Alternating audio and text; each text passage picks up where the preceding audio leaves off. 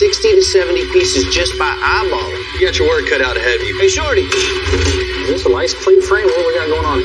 That's why you don't buy cars when you're drinking. Hey, you can fire this thing up yet? Let's do it. Now, what about my 1,000 horsepower bill? It's a 63 C10. Hope this thing have more horsepower than that. Oh, whoa, whoa. Got a leak. Man, it's pouring from there. I'm Bill Carlton. I built my first truck when I was 16. And ever since, me and my guys have been out here creating with our hands. Building the biggest, lowest, baddest custom trucks and cars in the game. People don't come here for what they need. They come here for what they want. This is Texas Metal.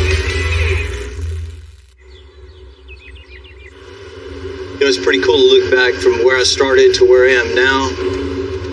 Man, it's a total blessing.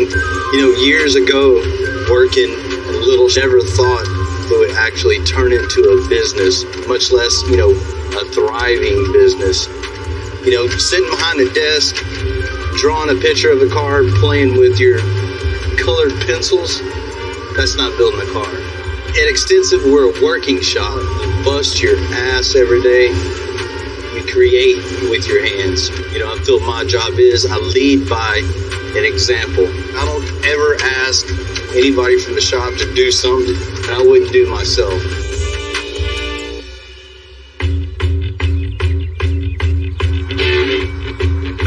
Today I came out to meet with my friend Stan. How you doing, man? All right. See you, man. Thanks for coming out. Stan's the owner of the original Lupe Tortilla, and he's a total car nut. He's got multiple airplane hangars full of cars. Right now he has a car he wants to put the Extensive touch on. This is it, huh? That's it. It's a super nice car already. This 1961 is one of my favorite Cadillac designs. Back in the 60s, this was space age. Electric door locks, power windows, power seats, cruise control, AC. This thing was top of the line. That's it. It's a girl right there. It's a girl for my girl. Stan wants this to be an anniversary surprise for his wife, Sheila. She saw this thing at the auction. She lit up like a wine car because I'd had about 4 glasses of wine. She was excited, and I bought the car, so it's a wine car. Sheila's not your typical housewife. She loves cars, and she races them on the weekend, too. Seems like a solid car. As you get closer, it needs some love. Missing a chrome piece here, missing a bumper. Grill's a little edgy. Couple little things. Few little issues here and there. Few little issues.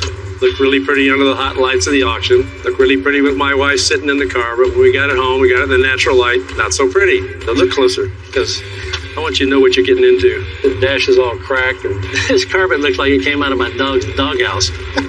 It's vinyl. How would anybody put a vinyl on a car? Potential to be what this can be, you know? So you just need a makeover. It's a total makeover. You know, those auctions can make any car look good. There's always more than meets the eye. It's a little bit of a blank canvas for you. I'm not going to tie you down. All right. You know, just turn you loose and do your deal. I mean, I've seen what you do and do it. You know? Oh, man. So, we're definitely going to build you a super nice car and have a... Don't get me in trouble with her now. No. We won't do that. There's no secret that I'm a car nut, but I've never really done one myself. I want this one to stand out. Take it to the next step. I want to knock her off her feet. So I need to get busy. Yeah, she need to get started. Classic cars, but he's never had a custom car built. I can't wait to give him a taste of the custom world.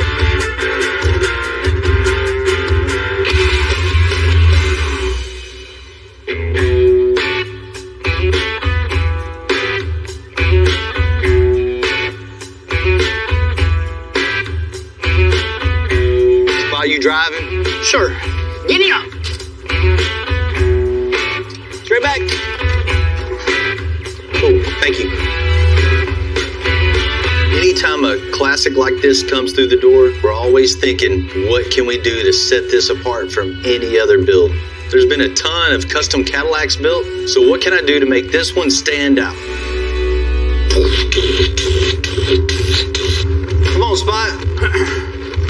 Come on, Spot. Hey. Come on, man. Never gonna end. What's this?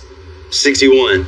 This is for Stan Holt. He's going to give this away to his wife, Sheila, for their anniversary. So we got to take it to the next level. What's the plan? Man, the plan is Since this is Stan's first custom, I want to mix it up a little bit with a little old and new, accentuating what makes this a legendary Cadillac while giving it enough custom style for his racer wife, 22-inch billet wheels. And I want to paint it in the reddest red they make, with a handmade red leather interior all the way into the trunk. These V8s are known for reliability, so we'll clean this thing up, get it back up to its former glory. Question, does it run?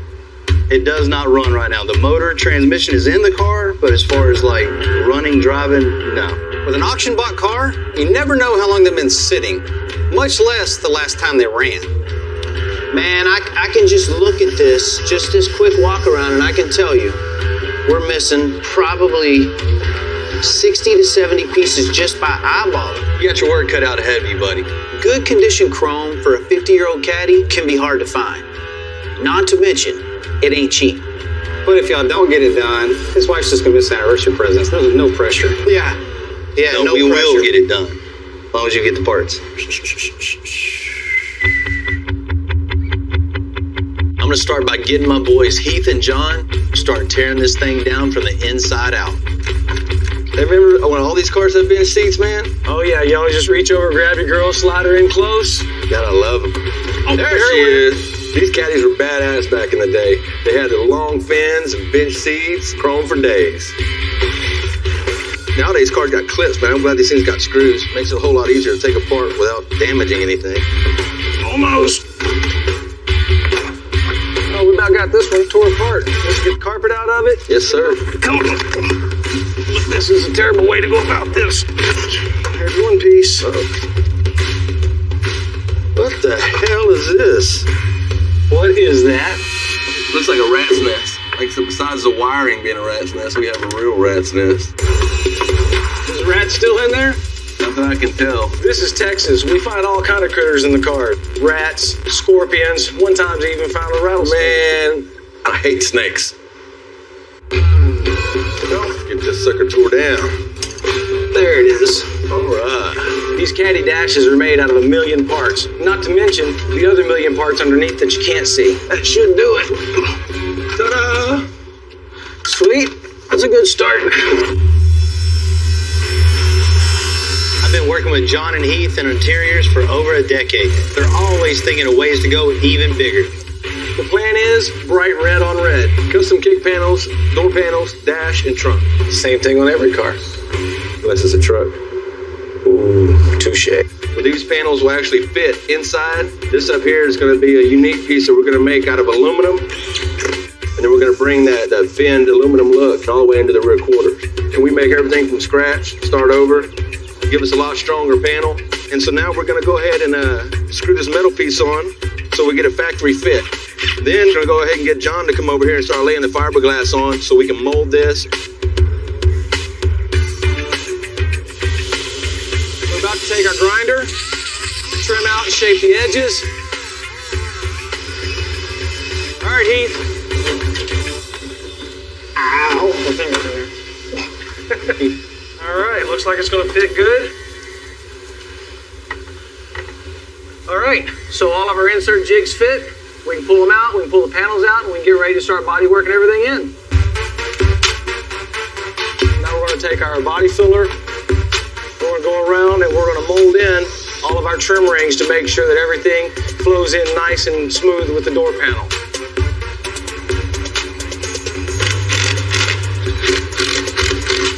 All right, we've got it all attached now. We're going to take body filler, fill in our edges, make our trim rings, and let her dry. With classics I like in the trunk. We have a false floor in here because it allows us to hold everything together without actually screwing into the metal of the vehicle. So next step, what we're going to do is we build this back panel. It's going to come meet the edge of the trunk. When it's all done and wrapped, you're going to see seams line up perfectly through here. We'll mark that latch, and we'll router out our opening. And then we're going to reinforce with fiberglass and reshape this whole top area to allow us to get more of a softer edge.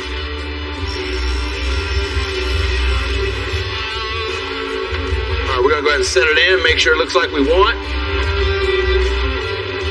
Much better now, the way it rolls around. Perfect. With this caddy stripped down, these guys will hand make almost every piece of the interior. It's heavy labor, but it's always worth it.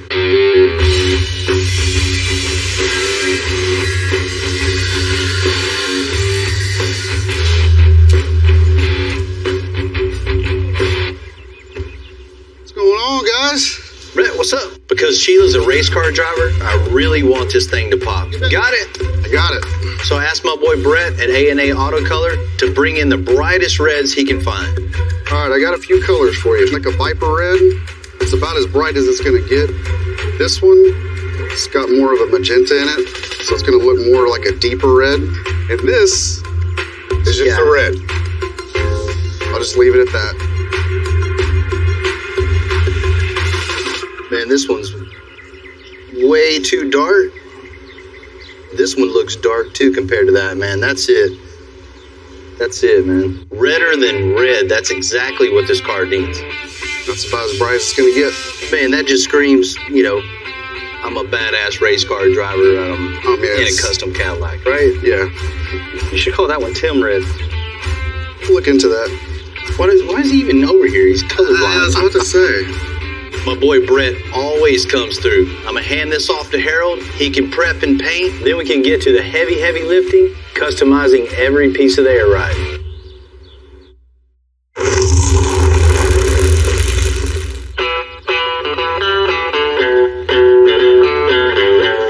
Good.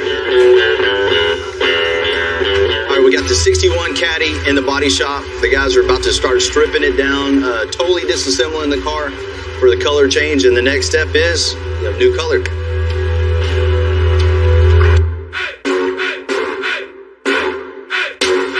My friend Walter's coming by today. He's a local DJ. You know, he's seen the 63 Chevy truck we call Hard Times at a car show. You know, he loved it. Weren't planning on selling it, but he just made us an offer we couldn't refuse. Now he wants us to make this show truck something he can get in and drive every day. Walter, what's up, man? What's up, Bill? Where you been? What's up, Tim? Give me some of that. Give me some of that white skin, baby. What's up? You just wake up or what? Oh, man. It's like hard noon. for me to get up. Hard for me to get up. I sleep all day. You ready to check this thing out, man? Man, I'm ready to get this puppy going. You know, that's why I'm here today. Check out the truck to see what I need to do to get it on the road. Can't wait to get it out there and let the people see it. Hope this thing have more horsepower than that. When we built this one for SEMA, it was just meant to be a show truck. We didn't even have time to get the twin turbos running. So now we have a ton of work to do to make it roadworthy. You know, the whole thing needs to be wired up. Even like on the inside, you know, as far as like shifter linkage, kick panels. The carpet's in there, but Walt, I'd like to put some nicer stuff. Well, I want the good carpets, what I call, and I don't know the name of it, I just call them the nappy head carpet. So that's the top of the line. So if you got the nappy head carpet. The brand name? No. Go know what you're talking about. We'll get spot on that. And there is no radio in here. Oh, man, gotta have that radio. Tim, I got to have the radio. You know you gotta have the stereo. I want something that's like boom, boom, boom. There you go. We can handle that. You know, Walter's an old friend. I love busting his chops, but we'll take care of him. All right, well, check it out. This thing should make 1,000 horsepower, right? Hell yeah. Yeah, I'm sure. I mean, it's 6.2 with twin turbos. We've never had it on a dyno, but we got you, Walter. Well, check it out. I appreciate you guys, man, and y'all call me when it's ready. If I get to the dyno and it's under 1,000, I'm gonna just have to say, hey, Bill, Tim, y'all told me 1,000, not 999, 1,000 horsepower.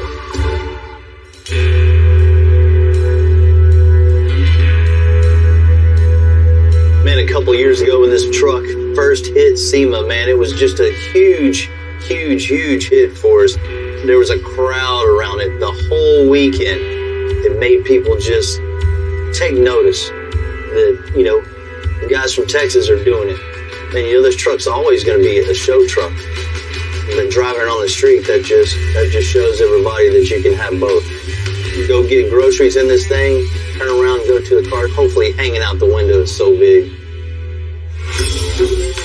I want to turn this 63 Chevy C10 show truck into a show and go truck with a few new touches. Interior, stereo, because it's Houston, a new AC. And after sitting for a while, biggest job of all, getting the twin turbos running. I can't wait to get this thing going. Let him enjoy it. You know, it's kind of sad to see it go. I mean, every one of these projects, you know, you put your heart and soul into, but it was time to move on to the next one.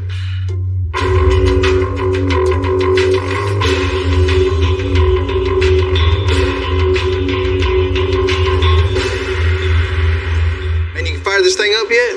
I'm about to. Because it was a rush for SEMA, it never got to the point of running. Justin and Matt are engine experts. They originally installed the turbo system on this truck, and they can't wait to hear it run.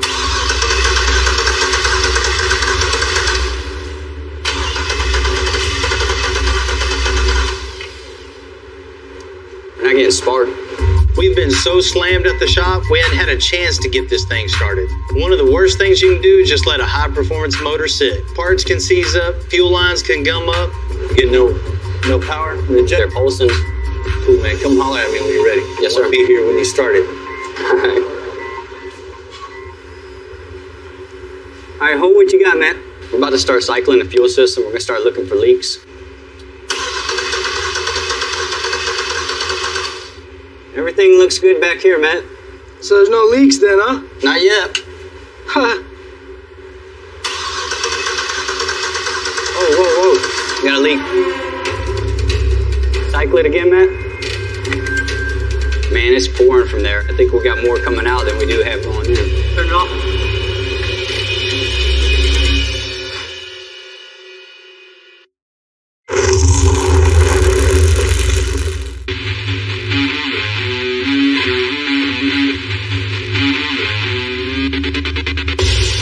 Right here around these injectors. Yeah, let's break it down then. Let's do it. Anytime you start an engine for the first time, there's always a ton of stuff pops up. All that stuff is popping up when we're trying to get these twin turbos fired up on the 63 Chevy. So if you look right here inside the fuel rail, you can see where it rubbed off the anodized coating. What was happening is if you shove it back in there, it was cocked to the side, making that metal rub on that inner fit and wasn't allowing our O-ring to seal off properly. Fuel rail, we're going to go ahead and have to replace the whole rail. Oh, these ones are O-ring fit. But this engine's sitting so long, we're going to go ahead and just replace both sides. Ready to hear it or what? Yeah, man. It's been 2 years now I've been ready to hear this thing. A little nervous. Yeah. Let's see if that did it. I'm gonna go ahead and crank it over without ignition. Do it one more time.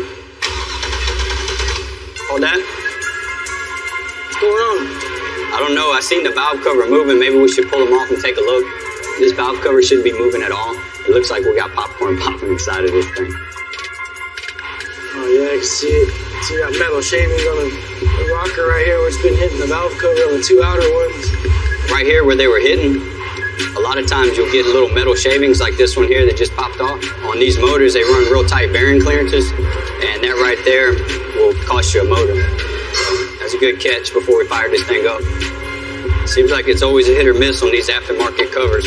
Yeah, well, it looks like it's hit on this one. We'll grab another set.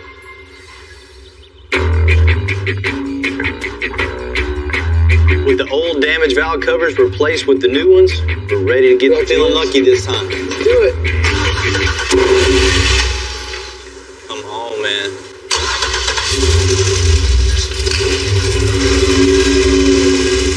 Hell yeah. That engine sounds so bad. Walter is going to go crazy. 1,000 horsepower? Man, we got this. Got it. 2 years. Cool, man. Let's just get this thing buttoned up. Just everything roadworthy. Right ass. Ready? Go for it. All right. Now that it's back from paint, of course, I want to lower this 61 Caddy to the floor. But first, Jamie and Elu got to get this old suspension out of the way. So come on, let's get this thing tore up. Get the springs out, shocks, factory suspension, cut everything out. Get it bottomed out so we can take a couple of measurements and everything. We'll go from there. Okay, all right, I got it. Cool. Let's do it. All right, man. These old caddies set on coils, which was top of the line in the 60s. But we'll tear it all out and replace it with top of the line custom air ride. So So basically, it'll be suspended on airbags. It's a more modern look and a way smoother ride. Okay, so basically we're going to get rid of these older links and put our 2-link. Got it, Jaime?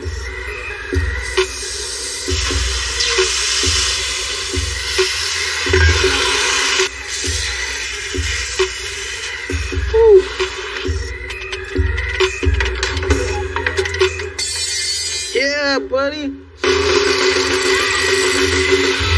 Aside from the airbags, we fabricate the entire suspension from scratch. Bolt that up on the back here. I'm going to start putting this one together. We took these airbags up where the old springs are mounted. Alright. Let's see if it fits now. We're going to find out in a minute. What I'm doing now is screwing it up to see if this drive shaft fits. Turn this way. Yeah, we're bottomed out right here. Alright. We'll give that light right there first.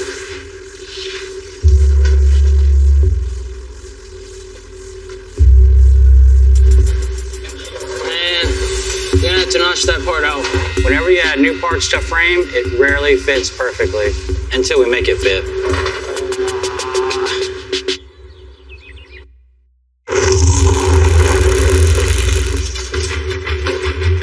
Issues are always a problem when you're installing air suspension. So it looks like right here we're gonna have to cut this cross member out a little bit and go back in and re-brace it up.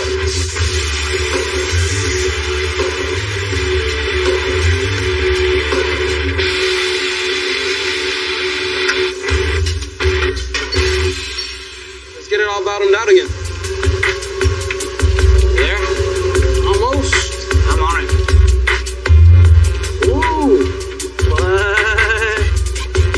Check that out.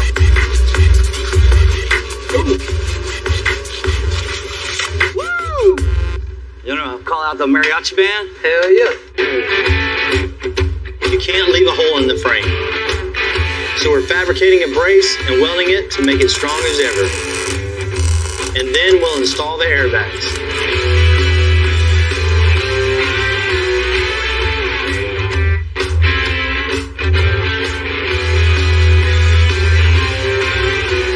Cadillac trim is hard to find. You can find some online. There's nothing like touching it, seeing it, and looking at it in person. When I thought about 61 Cadillac trim, first thought, Shorty's. Shorty. So Shorty's got a little bit of a reputation in Houston. What's up, Squad? I did that to you. Scared the out of me. Hey, brother, how you doing? I'm doing good. How's it going? He's known by everybody in the lowrider scene. Everybody goes to Shorty. What do you need? Man, here's the deal. We tore down a 61 Cadillac convertible, took all the trim off, none of it's good. I mean, everything shiny ain't shiny. Man, if you got anything, We might have something stashed around here somewhere. show me what you got. I love places like Shorty's. It's like a treasure hunt.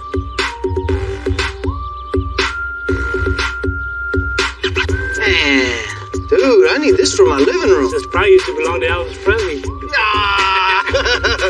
$1,500, man, it's yours. Man, 1,500. I was thinking more like 150. Shorty's got a well-earned rep as a tough negotiator. Here, don't drop it. Heavy. Man, that one looks good. What all we got? Let's check it out. Can I open it up? Yes, sir. That's a nice piece. This is all original. All original, re-chrome plated, repolished. 1961 Cadillac chrome trim pieces. Chrome in general. Any of the shiny? All right, so let's work on a number. I'll take all this stuff as long as the price is right. Well, you at least $6,500 for this, man. Golly. Man, there's just no way we could pay that much. Give me a number. Man, $3,000. Oh, man, can't do $3,000. It's got to be bottom dollar for me to go back to Phil with this. Let's say $5,000 and throw in the hood. No, 55, man. 55 is the least. Shorty's definitely beat me up on the price. Sure enough, got it down a little bit, but he stood his ground. He knows what the parts are worth, and they are worth that much. All right, I'll take it. All right. Thank you, Shorty. Load this stuff up. Let's do it. We got everything we need, and not only was it chrome and ready, it was new old stock, that had been re-chromed to show chrome. Can't get any better than that. Bill gonna be happy when I show back up with this stuff. Sounds like you gonna get a steak dinner tonight. Man. Man, you never know, huh?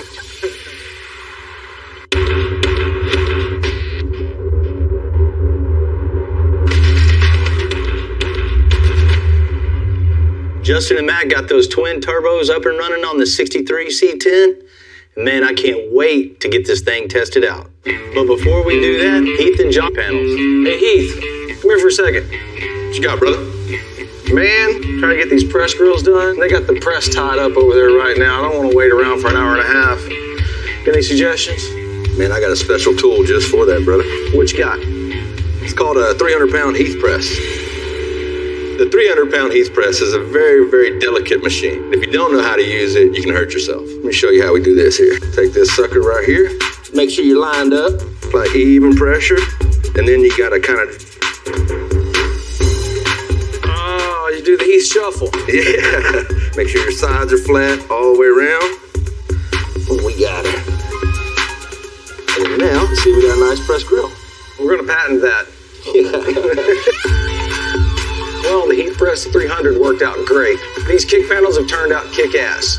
A little bit of elbow grease and a little bit of thought process, it goes a long way and gives you a good finished product.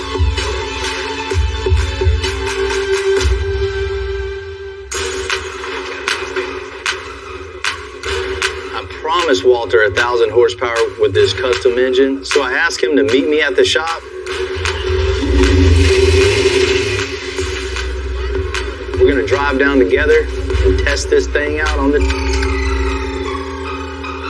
What's up? Is ready? Bill called me over at Extensive today, and what I find, my truck was done.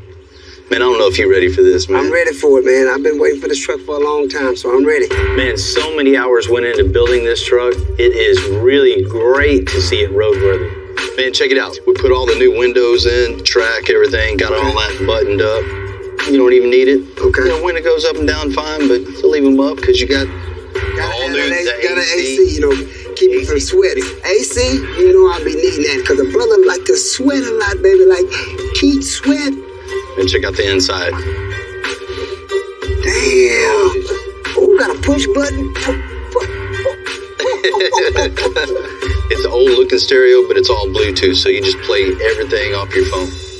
Check this out. I gotta check out this sound.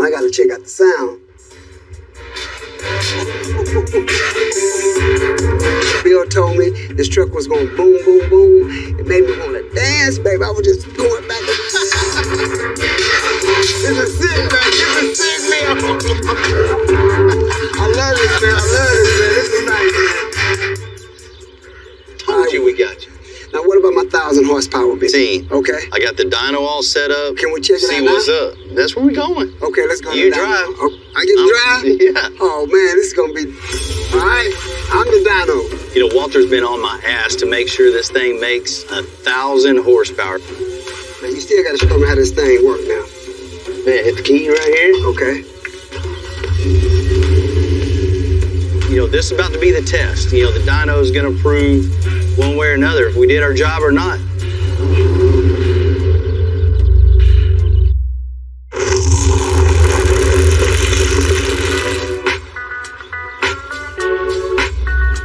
In the shop? Yeah, just back right in. The dyno's right there. Okay. We're at the dyno shop with the 63 C10. A dyno is basically a treadmill for vehicles. You know, this LS twin turbo, hand built the way it is, if this thing doesn't make 1,000 horsepower, nothing will. We'll strap the truck in, make a run, we'll see how much horsepower it has. Oh, I hear something coming on. Here it comes. Christina is coming alive. Dad, come on, let's get it, baby. Oh, we good in there. Doing a little adjustment myself right now. Okay. Every time, you know, more fuel, more air, more spark. He is fine-tuning this just to get the most amount of power we can out of it.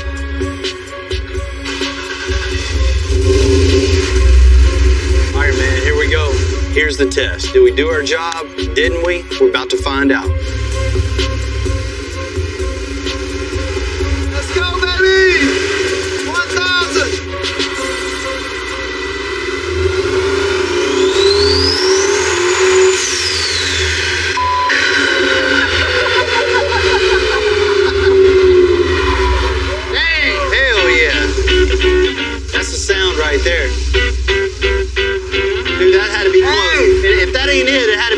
Walt. That's gotta be it. That's gotta be it. What number you asked for, guys? What we got? 1,080 to the tire. Woo! Bill, you knocked it out of the park, baby. 1,080. Thank you. The whole crew. Love y'all. I told you. I told ya. I knew you could do it. You know, I always had confidence in you, man. I knew you could do it. 1,080. Beat it. There it is, baby, right there. On the paper. Certified. Man, that thing looks good.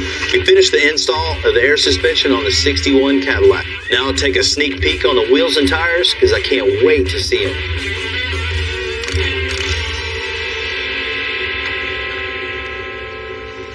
Man, it clears good. Perfect. I love the big wheel.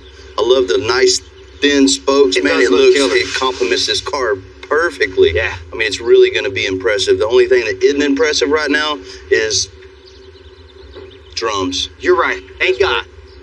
Yeah, we don't have time to make anything, so please do your research. Let's get something coming in. Big brakes. Bigger the better. What color calipers? Make them calipers match your hat.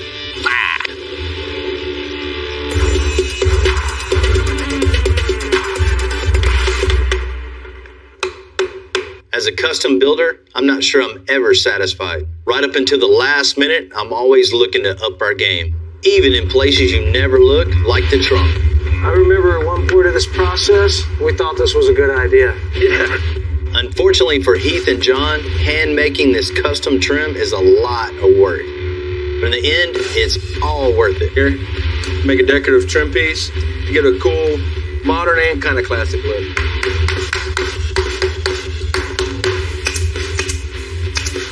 This is just basically a two-part epoxy, and we add a black pigment to it. What it does is it's going to give us our nice, shiny surface and also hold all of our aluminum strips in place. All right, that's it. Almost looks like we know what we're doing.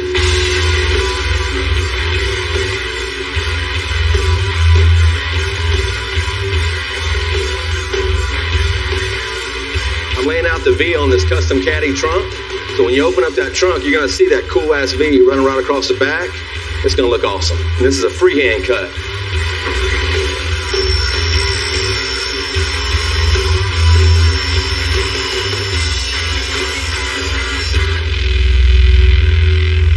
Voila.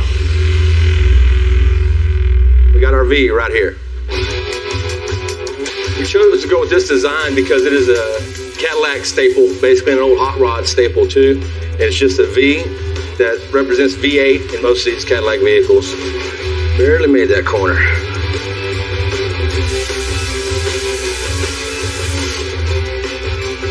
Now we'll set it in here, see how she looks. Oh yeah, look at that. See how the 3D just really makes this thing work.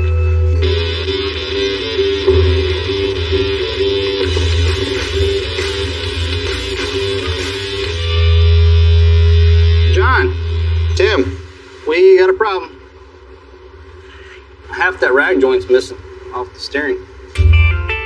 Rag joints were used back in the day to connect the steering shaft to the gearbox. If this thing goes out and breaks while you're driving, you just lose all your steering. This should be a whole piece that goes all around, looks like a donut, and make one joint. But right now, had to been making noise if they would have ever driven it. And once you keep turning, eventually it's just going to wear this out to where it's just going to not safe. Got the new NOS rag joint. This is what it looks like when it's good. This is what came out of the car.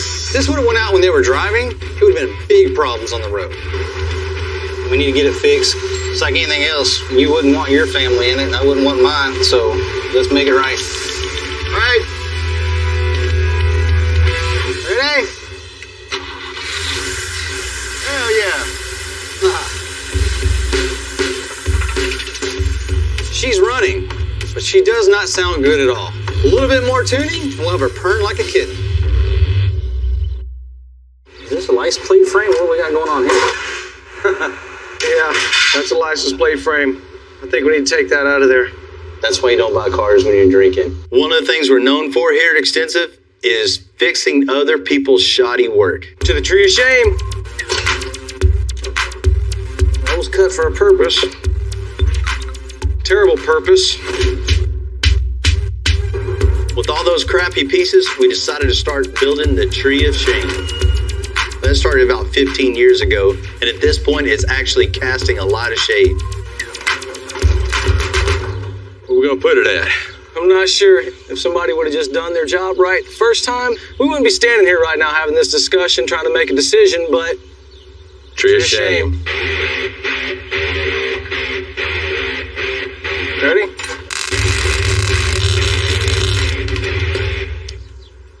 It's in its forever home now. Let's go get some tacos, man. I like tacos.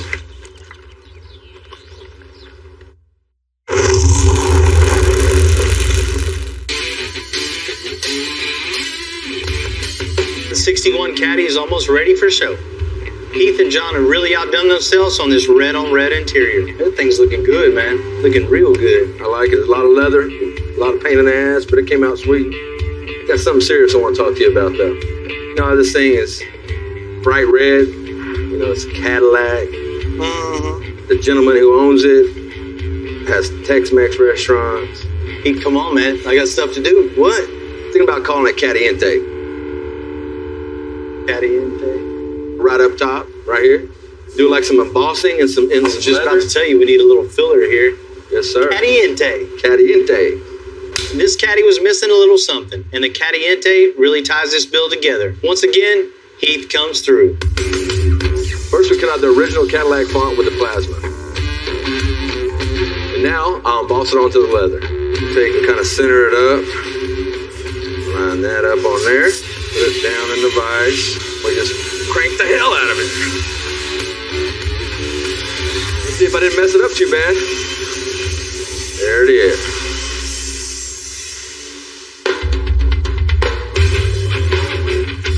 All that's left are these final pieces of chrome.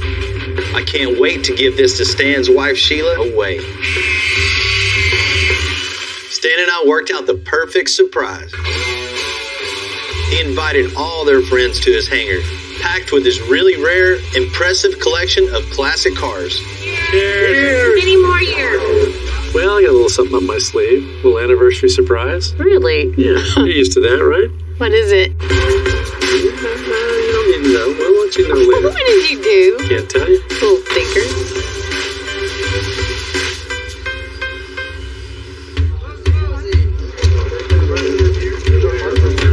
Sheila, in the past 3 months, we've been building you this 61 Cadillac. I thought my car was here. You have my car? We've had it for 3 months, and we've been busting our butt off. Lost in the crowd. Well, yeah. Oh my goodness. You ready to check it out? I am. Let's check it out. Oh my God.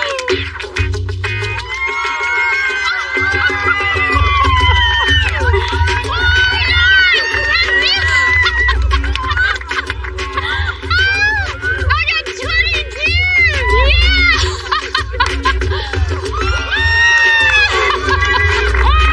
Yeah! The same car that we got at the auction. It was silver, and now it's red, and these huge wheels. I'm like, are you kidding me? Hey, these are the interior guys. This is John. Oh my God. Thank you. The interior is this totally one-off custom interior, from the door panels to the seats and the dash. Beautiful. Couldn't have done it without these guys and everybody at the shop. Hey, no matter what they look like, they get the job done. We do all right. I know when we got it, we just had parts in the trunk, parts here and there, didn't run.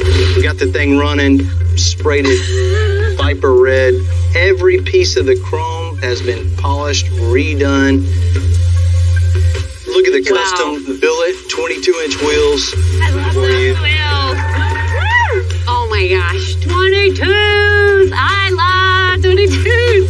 Every bit of the suspension, there's nothing 61 in there anymore. It's all handmade, air suspension, drops completely low on the ground. That's amazing. Was that your idea? No, it was Bill's idea. That's what he does. Heath, John, show her what you have for her. Check it out. There's more? Wow. That is beautiful. Look. Beautiful. These guys totally handmade every part and piece of this. Check out what they came up with for the... Gave it a name for you. Caliente. Caliente. All right. Arriba, arriba. Awesome. When she opened up the trunk, I couldn't believe the look on her face. She was as surprised as crazy. Had no idea. It was nuts, man. It was awesome. When you see somebody that really respects what you do, they see what you created with your own hands, that makes it all worth it. This is especially made for you. These guys are amazing. I just turned them loose. Amazing what they did. Ready to go for a ride? That's awesome. Let's go for a ride. There you go, guys. Thank you. You dived it too. You know, this is a great gift. That's their first taste of custom, but hopefully not the last. What motor this thing got in it? Texas girl's got her shoes off already. That thing around to the corner. Everything that I wanted it to be, it was.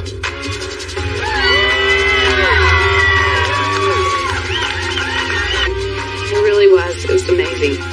Seeing her excited, I just get all... So you My like girl, I'm so excited. Big rack. So I get to have all the fun. All right, just remember, I like bling. Oh, I know you do. What do you have, a 69 Corvette there? Sure is. Unbolt the body off the frame and build a whole new chassis, new suspension. We gotta wake this thing up. Oh, I'm caught on something. About 420 horsepower. This thing's a huge improvement. This thing is gonna be cool as hell when it's finished. What did you do to my car? I'm Bill Carlton. I built my first truck when I was 16. And ever since, me and my guys have been out here creating with our hands. Building the biggest, lowest, baddest custom trucks and cars in the game. People don't come here for what they need. They come here for what they want. This is Texas Metal.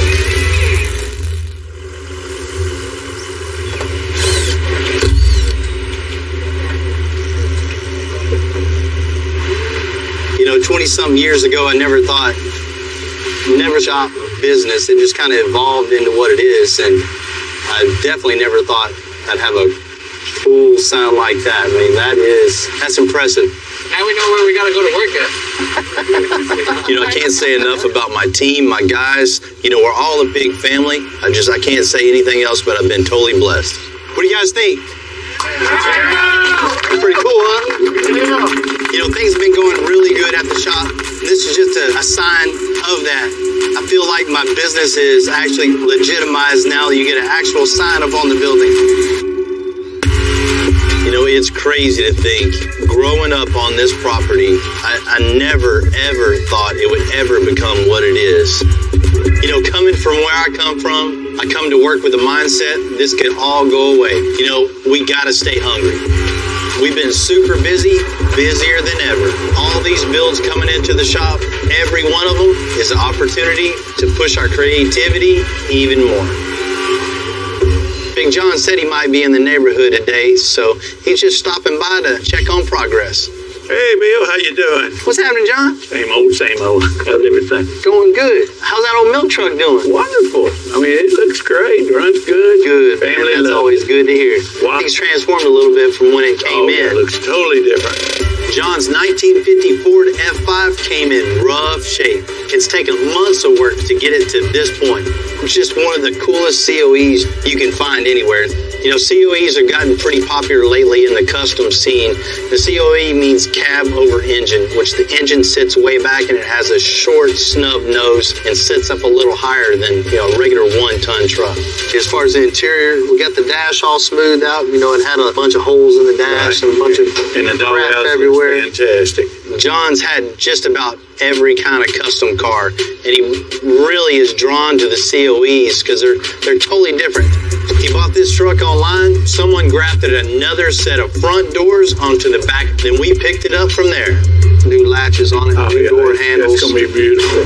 You know, once we get the front end back on, we'll build you some running boards that tie right back into the bed, bolt right up.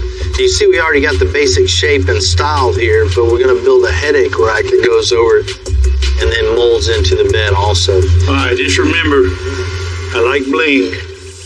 You know. Oh, I know you do. And what color are you thinking on this? I know you have a color preference. Wife and I, we've been leaning towards an orange. Just a bright orange? Bright orange. No, nobody else has a 1950 crew cab like mine. When I see what he's done so far in the mid-build, I'm really getting excited to see the finished product. And we got a little surprise for you back here. Well, we're going to keep that a surprise, too. I knew you'd do that. We're there with it. I know Bill's going to do a fantastic job on it. He's got some surprises for me. And he didn't let me down on the milk truck. I don't expect him to let me down on this one. I'm going to let you get after it. See you later. Take care. See you later. Good to see you, John. Bye-bye.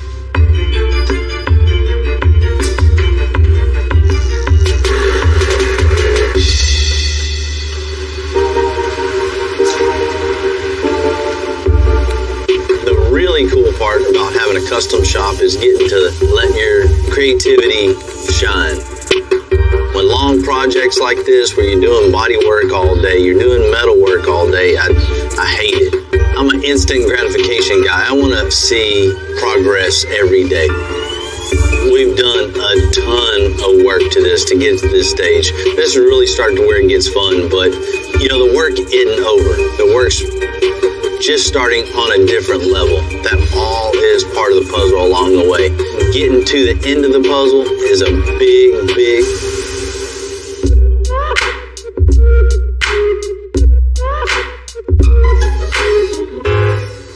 You know, Big John seemed like he was pretty happy about the bed when he stopped by. Man, I saw you over here talking. He looked overall happy with the whole truck. Yeah, he loves it. Gentlemen, here we are again. You already know this thing's been here a while. It's been a long road to get this thing to where it was at. You know, it was old rat rod style, just nothing fit, nothing lined up. 50% done? Just about that. Once it's in this stage, man, I really think we're on the downhill slope for sure. We're going to build a cool custom headache rack to fit the side of the cab, to make it fit this truck. I want to incorporate a wood bed on top of this, but not just sitting on top. I want it recessed down into the bed. And I want to bring that wood down on the running boards also. Man, that'll be a cool touch. Yeah. I've never seen anybody do that. Plus, it makes it look like it all goes with the truck. It all ties flows through. So, anything else you're thinking? You know, Big John told me he's got to have the bling, so he wants chrome accents everywhere. Chrome grill, chrome bumpers, chrome mirrors, chrome handles. You know, with a nice bright orange, this thing is going to be really cool and stand out. You want everything bright, shiny? Absolutely. Okay. So we definitely... We're going with a Western holler look. A real clean flatbed with a little something extra. It's time to get John busy on this metal work. So, man. Ready to get going on this thing? Yes, sir. Now's the fun part. Now we can really start to get creative with this thing and show what we can do. So I get to have all the fun? Yeah, exactly. What I want to do is incorporate, you know, like bed wood in a flatbed. And I also want you to start building the running boards on this. And I want wood inset in the running boards too. So you can actually use it. You can step on it and not have to worry about messing the paint up. I think bringing the color of the wood as a contrast to the bright orange paint that's going to be on here, this thing is really going to stand out. It'll be a huge surprise for him. So we're going to have to use nothing but the finest orange tree wood. I'm leaving it up to you, buddy. It's time to get to work. So we're going to start making this running board here. So what I'm going to do first is cut me out a piece of square tubing for this outside edge, and then start cutting out everything else I need to bolt that to the cab, bolt onto the fender, bolt onto the bed so it's removable. What I want this to do is fit real snug up against here. Just almost perfect, and then hit it with a grinder to make it perfect. This is it. This is going to be the perfect fit. The design we're going with on the running board is going to kind of represent the shape of the bed. We're going to have some nice sharp corners in its design. So once this is all tacked up in place, I'll break these bars off and you'll be able to see what I've created on this outside edge.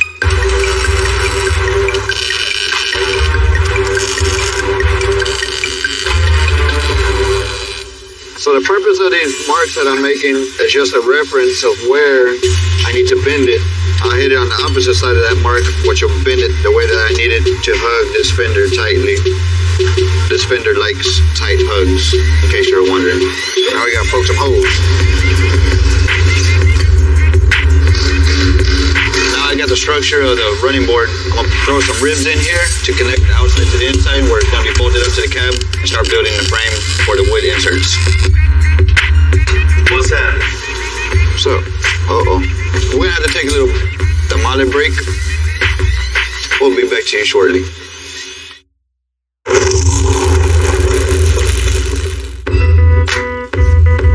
On the bed of the COE, I want the design to flow from the front, seamless wood inlay.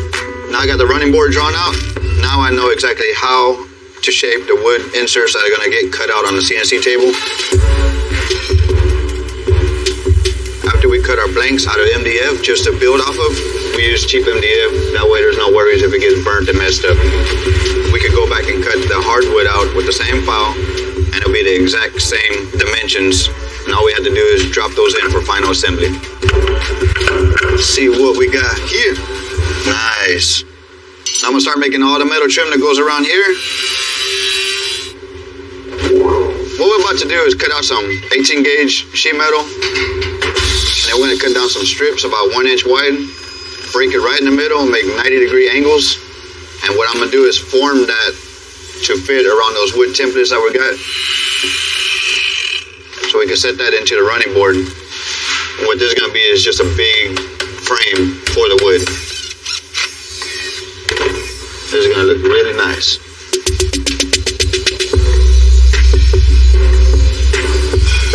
You know, one of the cool parts about being this busy, we get the chance to really work on some iconic rides. You know, some of them we never even had a chance to work on before. And putting our spin on them for the... Hey, what's happening? Hey, how you doing? Josh, just driving in from Austin. Nice to meet you, Bill. Nice to meet you. Tim. Hey, Tim, nice to meet you. What do you have, a 69 Corvette there? Sure is. Well, let's check it out. All right. The 69 Stingray was part of the third generation of Corvettes. At the time, it was the height of American muscle. Man, it's a good-looking car. Thanks. And these old Stingrays are always going to be classic. Just the body lines, the way everything looks, it's just an iconic car. Yeah, I got that ducktail rear end. They're timeless. Like, you can have them another 50 years and they'll still be in style. Yeah, this was a classic year. Josh, what are you seeing, man? You want to change the color on this thing, or? No, I like the color. I think it's got a pretty good paint job. But being from Austin, you know, just all the hills and stuff, it needs to drive better. Definitely. Man, this car is really special to me. I got it from a friend, and, you know, it looks great. The car just stops traffic. If it drove as good as it looks, that would be my dream. Heck yeah. So keep the original look, just with a lot of performance. Perfect. That's exactly what I want. Josh, I think to make this thing really, really cool, handle good, ride good, we just need to unbolt the body off the frame and just start over. Build a whole new chassis, new suspension, and make this thing really exciting to drive. You can do that?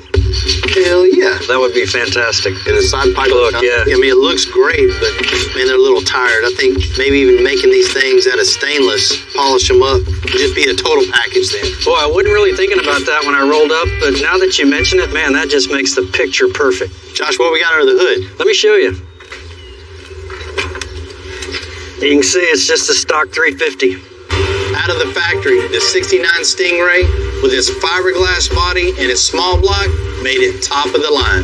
However, these days we can do a lot better. Man, Josh, with the brand new frame, new suspension, we need something with a lot more power. I'm thinking LS in this thing and really wake it up. Man, if you're going to do all that, it's going to need a 6-speed in it. Yeah. You put a 6-speed in this car being so light, it's just going to be fun to drive. Man, that'd be a 1-2 punch. Man, this thing, you're going to be able to just get in it, turn the key, and go all the way to California if you want to. All that power in Austin, up and down those hills. Man, am I excited. And the inside looks good. Just the only thing you need is a stereo in this thing. Something with a nice sound in it. Yeah, I'm going to leave it wide open to you. I know y'all come up with something. Josh, if that sounds good, man, let's get this thing unloaded and get going. Let's make it happen. All right, Bill. Nice to meet you, Josh. Thanks, Tim. Yes, sir.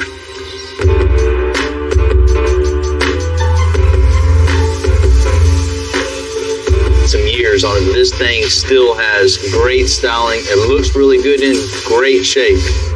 You know, this old vet like this is always going to be just timeless. The body itself it's a work of art. In the 60s, you know, this thing was top of the line. You know, everybody talks about how much power they had, how well it handled. You know, that's all you hear growing up. To today's standards, you know, a family sedan is outperforming this thing right off the assembly line. And, you know, that's sad.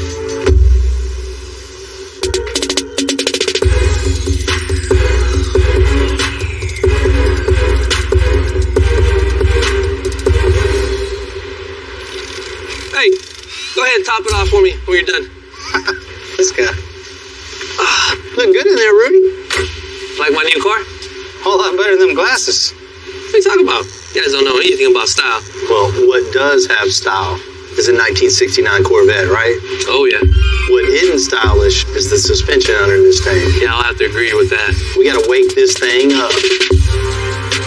We're going to start by lifting this thing up, unbolting the chassis, dropping it down, and rolling it out, and starting fresh. We'll get some metal off the shelf and just start building a new frame for this thing. We're hand making a better performance. We got to be super careful with this fiberglass shell, or it'll create a ton of structural issues. A 20-inch wheel and tire with some meat on the back of this thing. Something to put the power to the ground. That's it. New independent front suspension, front and rear. New engine, manual transmission. We're just gonna rip out everything old on this thing and give it a new extensive style. That's it. We're gonna keep the body of this thing. I mean, look at it. It's in great shape. I mean, it's showing some wear though. Yeah. We're gonna wet sand and buff it and just make it look like it would have looked in 1969. It's gonna look good. Well, let's get this thing up on the lift. Let's get going on and get it tore down. Start building this thing. Don't forget your safety glasses. Man, go ahead and take them off so y'all stop ridiculing me on my cool glasses. We'll be back, baby. Yo, Tim! I'm coming. The fiberglass body is already fragile. With this 50-year-old fiberglass body, we got to be super careful. All right, got it. When you're tearing apart a chassis on a metal body, no problem. Shape this, hammer that, make it work. Totally different with the fiberglass body. You got to work with what's there. There's no shaping this. There's no reconstructing without causing yourself a whole lot of issues later. With the whole frame, might leave this. Got a whole radiator in the whole spot and everything. Yeah, I'll just take this one right now.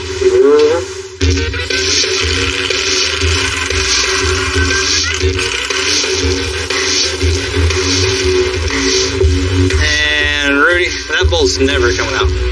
Between the fiberglass and all these bolts, a lot of people would think twice before tearing this chassis out.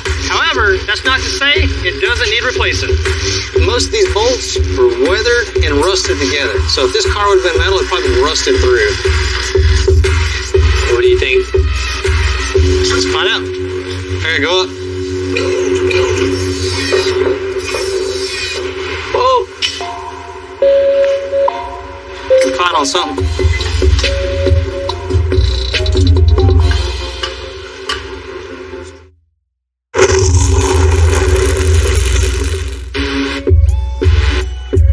Tim and Rudy pulling out the chassis of the 1969 Stingray so we can build one custom. As usual around here, it's easier said than done. A lot of these boats have nuts on the backside of them, which are tucked in behind little small crevices.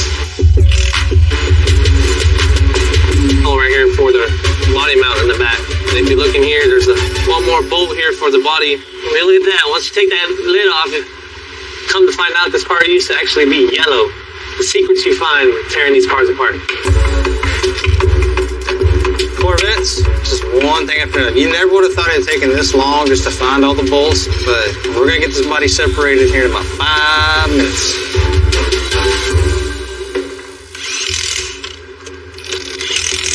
Ready? Ready.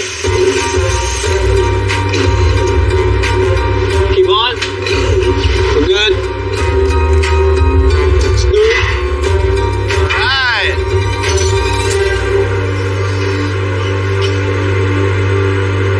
This thing out? Gladly.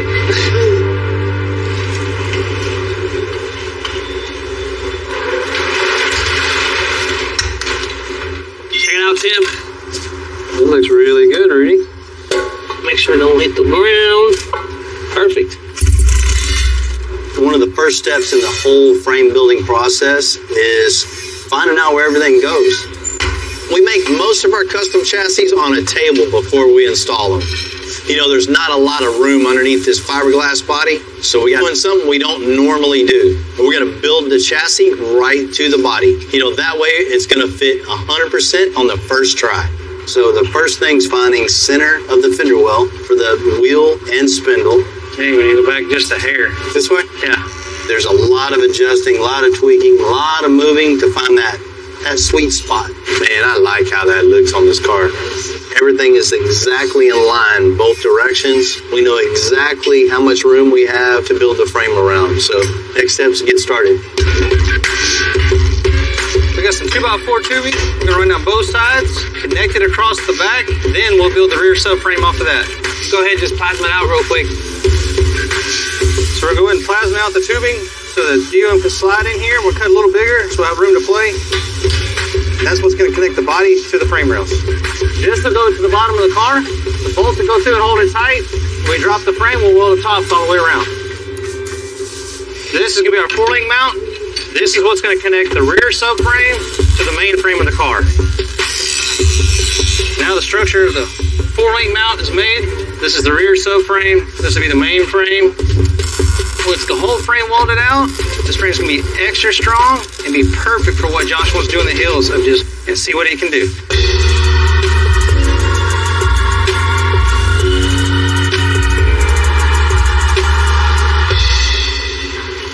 I bet your favorite teacher was an arts and crafts teacher, huh? No, not really, because she was an old, mean-ass lady. John's made great progress on the F5 COE bed, so now we can move to the headache rack. You know, the truck itself has some great styling, so we're going to emulate that into the style and curves in the back little headache rack. You know, there's the inside and outside to this thing, so I want to get the inside piece to have the exact same line as the outside. It's super difficult to get in between there and kind of get back and trace, so thinking I'll use just a light and a little shadow right there. We'll have a perfect line to trace, and then it'll match up perfect.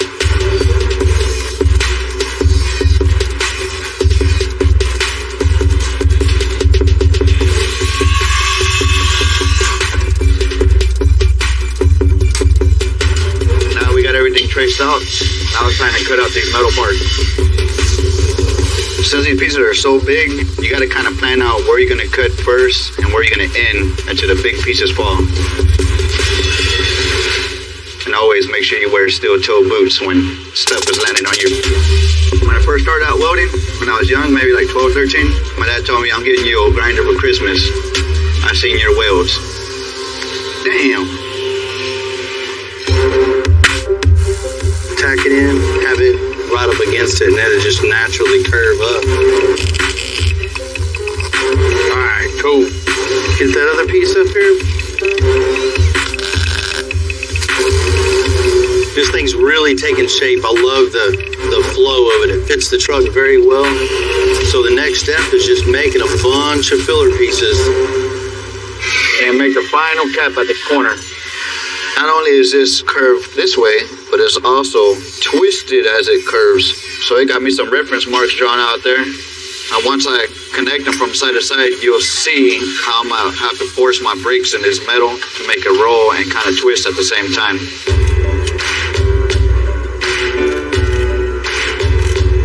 Then take it over to the English wheel, form it a little bit. So on the English wheel, the top wheel is flat, and the bottom wheel has a contour to it. And as you roll the metal through here, it kind of shapes the sheet metal to the lower wheel and gives it that radius that the lower wheel has. I mean, sure, you could go put this on it. You know, you want it to be smooth, so this is the best way of doing that. Now we gotta weld this out, but we can't run a consistent beam because it'll generate too much heat, so we gotta move it around. If not, this piece will just deform on you, warp, and it won't look too well.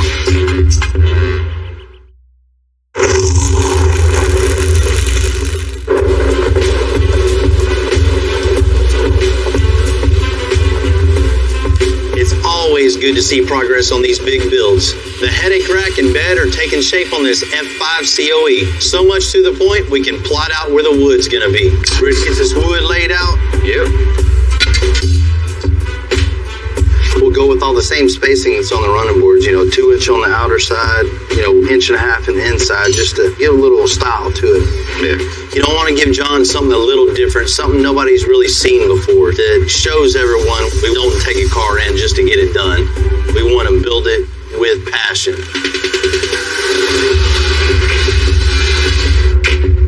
Now we got all the big pieces of floor out. Now I gotta notch all the bracing down about 1 inch to accommodate the 3/4 inch hardwood that's gonna go in there, plus the bracing that I gotta build around it. We don't want the bracing to fill up with water when you're driving in the rain, if it gets caught in the rain. So we gotta cap it, seal it up, and then once that's done, we can build all the frame for the wood inserts.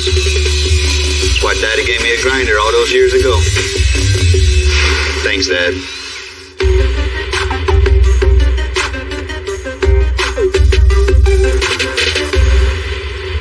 Because we're building the chassis of the 1969 Corvette directly to the body of the car, we're going to put the motor and trans in place and build everything else around it.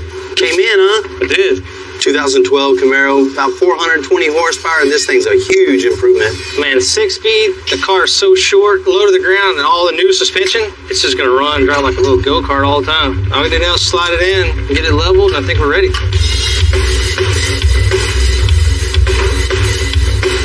Go back a little bit. Ooh. You hitting right there now. Catching the top a little bit. Hit the back up. Tight. Man, it's a whole lot of power in this car. I'm gonna have a whole bunch of fun with this motor. You talking about whenever you level it up and get it centered? Good job. No, man, I'm talking about when I'm driving it. Our next step is to build a cross member for the chassis that'll hold both sides together and keep the engine in place. So I just went ahead and drew my center line. That way I know when I match everything up, everything's gonna be nice and straight, center, parallel. Center lines are your best friends.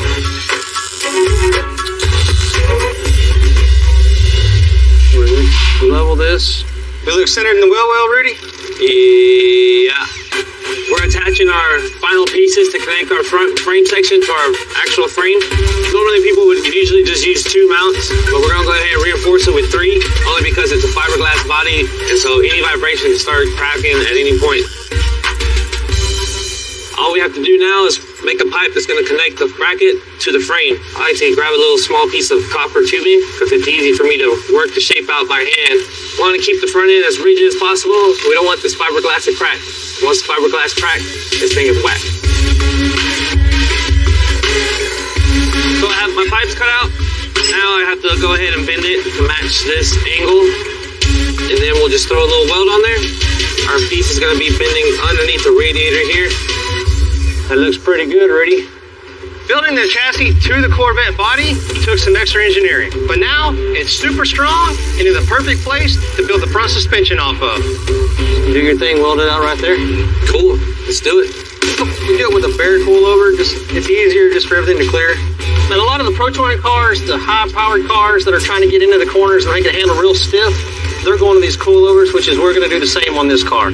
What this is going to do is the spring will hold the car up. If we raise this up, car raise up 1 inch. You want to lower the car, it'll allow the spring to collapse the same amount, and the car actually lower. What the shock does, this just keeps the car solid.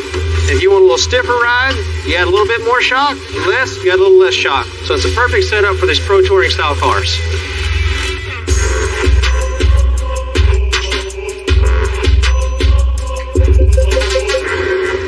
With the front suspension in place, we can fit the C4 differential to the rear.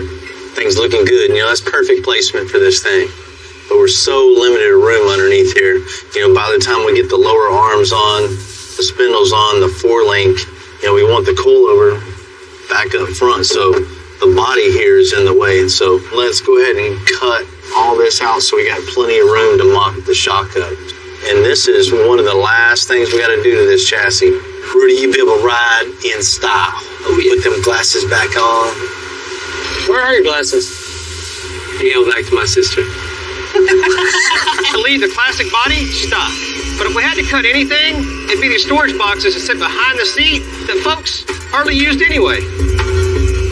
Because we need so much more room for the coilover and a couple extra braces, we're just going to take these boxes completely out of the way, and all the structure of the car is going to stay up in here. So we kept all that. These storage boxes, they can go in and won't hurt nothing at all.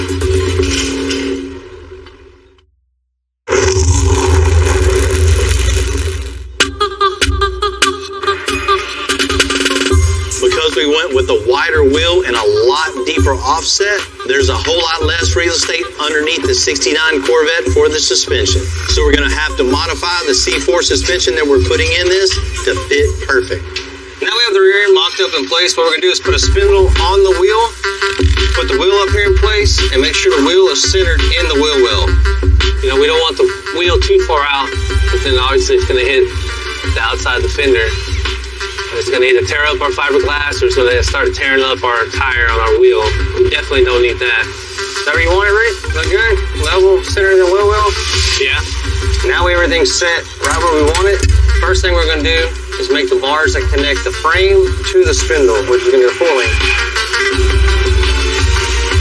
Our center pieces for our 4-links, typically they're a little bit longer than this, but with our car being so small and compact, is what we're going to get. But it's going to work. So go ahead and tack these up, weld them all out, and our 4-links will be done. Want to trace the top of this?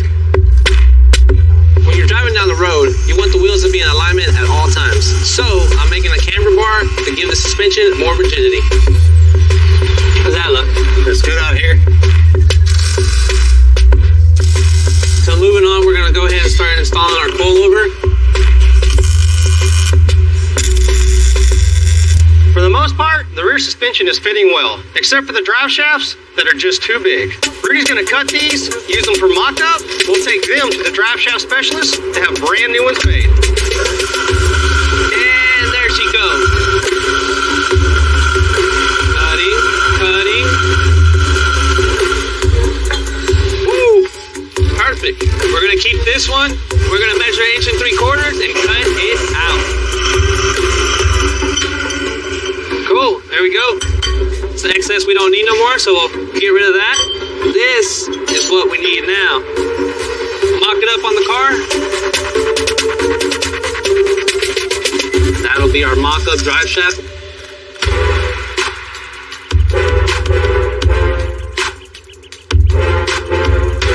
Ooh, this thing looking good. You know, the new frame looks so nice and rigid. This thing is going to be a blast to drive around on the hills and through the curves. So you ready to get it separated? Let's get this thing off the powder coat and really make it shine.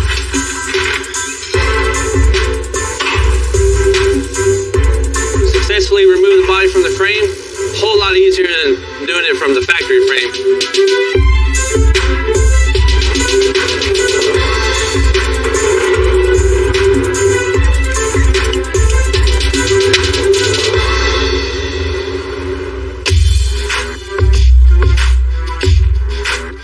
The chassis is just getting back from powder coat, so I got Justin making brand new headers and side pipe.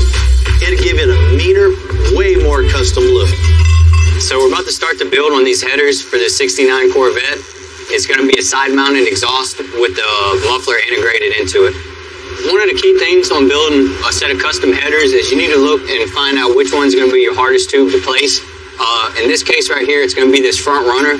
So we're going to start from right here, and we're going to build this tube all the way out to hold our collect until we get the other 3 out. You can see right here, we got a lot of bends and twists on this exhaust system. Reason being is we have a lot of components that we need to try to avoid, like our steering shaft, our motor mount. So we're gonna end up doing some 45s or some pretty steep bends to get it to clear. These things are gonna be crazy looking when we get done with them. So what I'm gonna do next is I'm gonna go ahead and get this first tube marked. We're gonna go to the table and tack it. Then we're gonna start tacking our next tube until we get out to our collector. You know, I mean, it's a lot of cutting, welding, grinding, until you end up with a finished product that you're happy with. What we're using is a 304 stainless material. The material we're using is twice as thick almost as your traditional headers. Stainless is a little bit tougher to cut, so it's a little bit harder on your blades, and the welding process is totally different. I'm using a TIG weld to give it a cleaner, smaller seam than a regular weld, and that's what you're looking for on exposed stainless steel headers. But the finished product is you got a header that'll last forever, it won't rust, and it looks cool as hell when it's finished.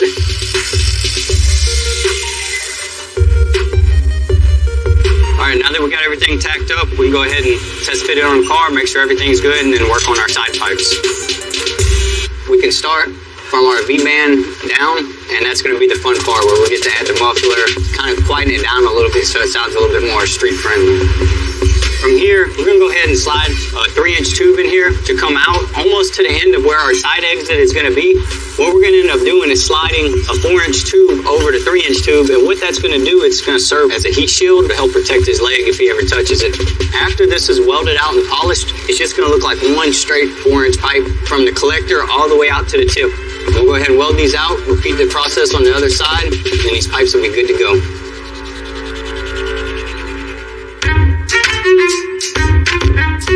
Now that we got this 1969 Corvette to 21st century performance standards, it's time to fix that stereo. So John's gonna make a handmade modern day speaker box. You know, a Corvette is all about its nice smooth lines and curves. So same thing with the box. We don't want just a square enclosure in here. We're gonna put a little something to it, still make it nice and rugged and durable and usable. What I'm doing here is I'm just kind of sketching out my shape that I want on the front of this box. This is actually going to be the front side where the seats sit. Once I get the sides cut, the next thing I'll do is actually cut the opening in the top here and let it follow the curve that I put in this side panel here. So basically when I'm kerfing something, I just move my saw blade every 1/4 inch so it leaves enough meat in there to hold together. If you go in too deep, it'll end up breaking off. So you want to make sure you just get the right height set on your blade and just move the fence over and over and over.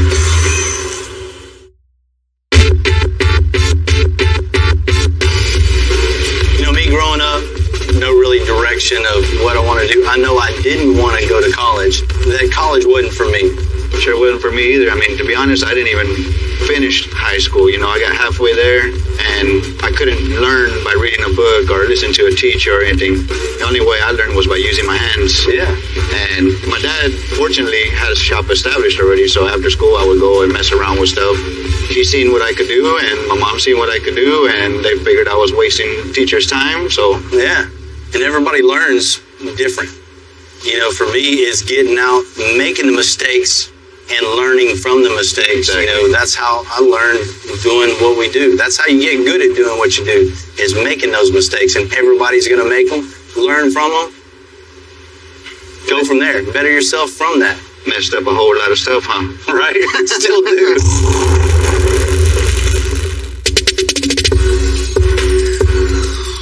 You see a lot of Corvette bodies laying around custom shops totally unfinished. And now we definitely know why. Adding custom suspension and a chassis is a lot of work. To my team's credit, we're almost through the tunnel. Once John's finished installing the custom speaker box, it's time to give this thing back to Josh. This thing's turned out looking awesome. So all I got left to do now is carry it over, plug it in, set it in the car, and I think he's gonna like it. Oh, squeeze. Thanks, sir. Already? Man, like a glove. Might need to wash the car a little bit.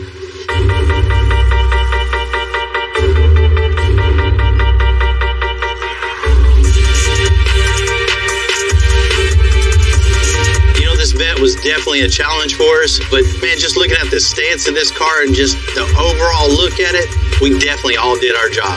This thing looks badass.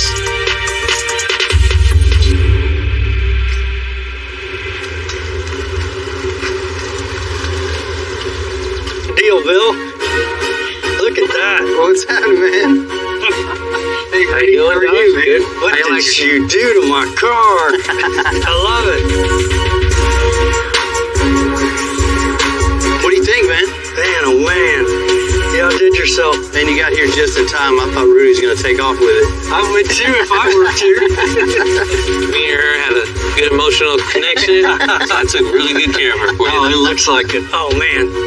This is fantastic. You know, I really like the look of the car, and I didn't really know how it was going to turn out, but now I'm really tickled. Yeah, Yeah, working on this car was a complete new experience for us. With it being a fiberglass body, we had to be extra precautious, even just tearing it down. I mean, it definitely had some challenges. Took out that old engine, took out the old chassis. We just had this thing up on the lift, leveled it all up, and started building the frame piece by piece to the car. Boy, it ought to drive like a rocket. Man, absolutely. We know you wanted that C4 suspension on this thing, you know, with the upper and lower aluminum control arms, aluminum spindle. It looks really cool underneath the car, especially with the addition of the coilovers on this thing. No kidding. Everything underneath this car is 100% brand new. Oh, that's what I wanted. These wheels and tires are a huge upgrade too with the low pro to 20s. That's really going to help the handling of this thing also. Yeah, they almost look stock. Yeah. On the outside, it still looks like a 69 vet. And then you start looking through the wheels and you start seeing body parts that you know don't go on that car. Yeah. They're super upgraded. Especially the side pipes on this thing too. The other ones, you know, just were tired. Need to upgrade. You definitely got that. And y'all custom made those? We had Justin build you a one-off set of headers and side pipes on this thing that really just weight this thing up. No kidding. Those crazy side pipes and headers are unbelievable. Built by hand, one of a kind. How's it run? Man, that old tired 350 in that thing is long gone. You got a new 6.2 in here, has a ton of horsepower. We know you like the manual transmission. You know, I had a 4-speed in it, now it has a 6-speed. So this thing's gonna be fun to drive. I'll bet. Yeah, you did me a custom shifter too. That's really cool. You know, with all this extra power, I know you're gonna spend a lot of time in this thing, so we definitely had to upgrade the stereo in this thing. It's got 6-inch full range speakers and 1,000 watts of power. Wow. You won't have any trouble hearing this thing. No, I won't have to sing to myself anymore. Man, Josh, there's only one way to really see it out. Thanks, Rudy. All right, no problem, Josh. You take good care of her now. I will. Whoa. I love it.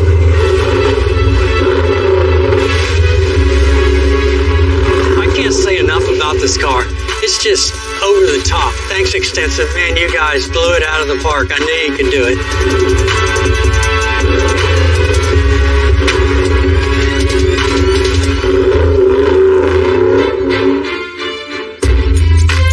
You know, it's crazy to think how much time we put into the metalwork and the bed of the Ford COE already. And I feel like we're just getting started. This looks good. I know it's a lot of work, man, but this is definitely going to pay off. Man, John's really going to love this thing when he gets it back. He can't not. Let's get the panels in here. Shoot, if they all fit good, let's get it off the powder coat. We still have to make the suspension, bedwood, custom interior, and paint. And wouldn't you know it, Big John just called with one more thing he wants to do. Man, this looks real, real good. Once we get that good wood in here with that paint separating the panels. Yes. Man, it's going to look really, really nice. Absolutely. It's going to look totally unique, totally set it apart from anything else. We'll forget about all that hard work once. You know, it's part of the whole custom scene. Everybody's always looking to be bigger, better, and one of a kind. And this one about Cummins. Not every day you put an engine in a truck. That the engine weighs more than a truck. We're going to have to make it a lot of room that isn't there. And then we got to make this extra strong to handle all that extra torque. I didn't know you even had a race truck. Just another bad addiction. This ain't one of them $200,000 builds, you know. We built that from the junkyard. Might need to take that thing for a little ride. Oh, wow. Look at that. I'm Bill Carlton. I built my first truck when I was 16.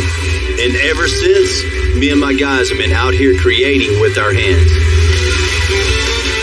Building the biggest, lowest, baddest custom trucks and cars in the game. People don't come here for what they need. They come here for what they want. This is Texas Metal.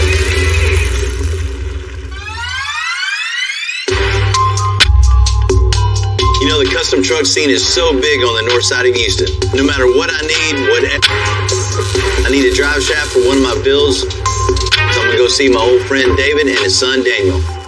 They run a little salvage yard amongst all their other little businesses. Hey, Bill, what's going on, man? How you doing? Good to see you. Same old thing, hot. I know, that's right. Yep. I came over because I need some. That's all right. What do you need? That's what you always tell me, at least. Yeah. What do you need? Man, I need a 2-piece drive shaft. You know, we always mock up with those things, so. I have to get them out, but yeah, we got them. Whether it's their mud trucks or whatever they're interested in at the time, I always like seeing what they're up to. Sometimes I like taking them for a run. Man, what you got going on here? Oh, that's a little race truck we've been working on. What's up, Bill? What's going on, man? What's happening, man? Oh, you know, another day. So you got your little Colorado and just got after it, huh? Man, let me check this thing out. All right, let's take it down. The customization comes in all sort of shapes, sizes. This is just a prime example of that, of just taking an old truck, cramming a big engine in it, big turbo, and just seeing how fast it'd go. What do you think it is, Bill? A little LS, huh? Uh-huh. Everybody got to have an LS nowadays. Yep. So, you know, we're just trying to get in where we're fitted, man. Yeah, you had to make a little room here for the turbo, I see. Oh, yeah. Just a little. You know, we still haven't put a hood on it. You don't need all that. Man, I know y'all been building the big mud trucks, but I didn't know you even had a race truck. Under the airbags, and I got us into the mudding, and now just another bad addiction. Something to spend money on? Oh, yeah, definitely. How quick is this thing? It does all right. Yeah, we built this truck to roll. I mean, of course, it's got an 88mm turbo. Oh, yeah. 2-speed power glide. Mm-hmm. Got them fresh Hoosiers on the back, too. Fresh new tires. That has no choice but to go. Hey, it rolls out good. That nitrous works, too. Oh, yeah, absolutely. Thing's cool, man. So you got the cage in here. Get the harness in here. Oh, yeah, you gotta have that. Trust me, you're gonna want to use those. Come over to get a drive shaft, stumble across the Colorado with the crazy LS in it, turbo. It's a good day. All right, guys, we gotta go out back and get that drive shaft built. All right, appreciate it. Anytime, sir. These guys are the ultimate backyard builders. They take whatever they got and turn it into something cool. Right now for them, it's all about speed, and the faster the better. You know, I'm all about pushing the limits on my builds, so I can definitely understand putting a big engine in a small space. But it's the fun part of doing what we do. You know, I had a customer, Monty, give me a call, said come check out a project that he had for me. And rolling up here today, man, his place is really impressive. Hey, Monty. Bill, how you doing? Hey, man, good. Yeah, nice to see you. Yeah, man, good to see you. Thanks for having me out. Absolutely. So you got a little project for me, huh? Well, I do. I think it's something you really like. Man, that's nice. I'm super impressed. There's a lot of cool stuff in here. He's got a couple of 1930 Chevys, a 63 AMC Rambler American, and this 1954 Henry J is one of only 325 ever built. You got a nice collection. Thank you very much. I've got some stuff I've had in here for 30 years and stuff that I just acquired. So nice. A little mix of everything. Yeah. Which one of these you got for me? Well, it's this 37 International here. It needs some of your help. Man, that's a good-looking truck. It's pretty rare to find a 1937 International D2 Harvester in this good a shape. 80 years ago, these were giving Ford and Chevy a run for their money. I just love these body styles on this. It was different. It's not, you know, the Ford and the Chevy that everybody has. Yeah, they're not that common. It's just amazing to find them in this kind of shape. Yeah, it looks like it's in great shape. Yeah. So, Monty, what do you want to do with this thing? I love the look. I want to drive it, but it's just not that much fun to drive. What's under the hood of this? Well, I think you're going to know what's in there. Inline. An old Chevy motor. Somebody put in probably 20 years ago when the old International engine quit. Years ago, it was a little upgrade, but definitely not anymore. Man, I think Monty, what this thing needs, you know, international truck, put a Cummins diesel in it. A diesel? You can get plenty of no problem. But it would have to make noise, though. When you start it up, I want to wake up the neighbors. Oh, it's definitely going to make some noise. Okay, good. And with the diesel power plant, we need to stop this thing. And with stopping comes with new suspension. What's this got underneath here? Oh, straight axle on this? Yeah, bounce, yeah. You know. We just need to modernize this, you know, lower it down to the ground, modern brakes, new wheels and tires, really make this thing handle and ride like a modern car. Once we're done with the foundation of this old truck, this thing is going to ride and perform like it's supposed to. What about the interior in this thing? You know, that seat that's in there is about as comfortable as a buckboard wagon. You bounce around, and you hang onto the steering wheel to keep from flying out of the door. I would leave it to you guys to figure out a way to make that comfortable. Definitely. You know, I think about this build, it's all about making a custom interior for this that doesn't detract away from the 37 styling. Make it comfortable for you and your wife and still have a nice feel to it. That I like. What are we doing back here? Well, what I'd really like to do is customize this a little bit My family had a grocery store and a gas station in Alliance, Nebraska, and they had old pickups like that, so I thought maybe I could put Cashner Grocery on here, and it's a little tribute to my dad. Yeah, we can definitely come up with something with that. Yeah, I'm sure. I really like when I can tie something personal into a build, and this wood in the bed is a perfect opportunity. I'm ready to get going on this thing, man. It's going to be exciting. It'll be fun. I think so. It'll be different. We'll give you the full money. Oh, I love it. I love it. This truck is 80 plus years old. We got to get rid of everything and start over. It's a beautiful truck, but people don't come to us for restorations.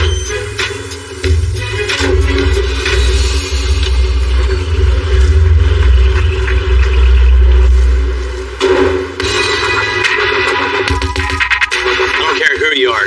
Old trucks are cool. Anytime we get to work on a piece of history like this, it's something special. Monty wants something custom, but he wants something to still really look authentic. Something that still has the 30s feel, but he can get in, start it up, and drive it wherever he wants. Builds like this are super cool to me. Get to keep a truck like this on the road and still get to put my spin on it. You know, it doesn't get better than that. What are you doing? What's up? Remember in old times when you used to do that for a living at the service station? Yeah. Just a customer of ours, but he wants to keep the 37 styling. And it's actually pretty good shape for a 37. Yeah, this thing's in real good shape. I'm thinking on this, let's pull out this old inline 6 and replace it with the inline 6. But not just an inline 6, 12-valve Cummins. Oh, we're going to put a Cummins in here? Yeah. It's not going to fit real easy. No, it isn't just a drop in, drop out. It's an inline 6 to inline 6, but he's a little bit involved with that, right? To make that other engine fit, we're going to have to cut the firewall all out and just make it a lot of room that isn't there. You know, Monty's a pretty tall guy, so we want to build the sheet metal around the engine as tight as we can, so it gives him a lot more foot room in it. And with that, we want some upgrades underneath the front end also. You know, has a straight axle underneath this thing. Doesn't stop, doesn't ride, doesn't drive like a stagecoach with a straight axle under this thing. Yeah. We're going to build independent front suspension for it with some nice disc brakes on it and a big 20-inch wheel with the same overall styling that's on there now. That's going to look really nice. What are we going to do about the interior? Check this thing out. As you can see, you know, no frills here, right? Man, I've seen farm tractors with more options than this. Right. We want a comfortable seat. Want to change out the column to something new glass in it too, because you know, just full interior. This is Bill's. It's just a little bit. It's a 5-minute job. Yeah, it's an hour-ish. As far as the back goes, check this out. You know, back here, of course, we're going to get it down with coilovers also. Put a Ford 9-inch in it. You know, fuel cell. Yeah. You know, on the bed of the truck, his family has had a grocery store throughout the years. So he wants to put, you know, a little plaque on the wood here to commemorate his family history and the store they've had. So it makes it real personal. Yeah. That's a pretty cool idea doing that. Well, man, let's get this thing on the rack and let's figure out how we're going to get the engine out of this thing and put that other one in. All right.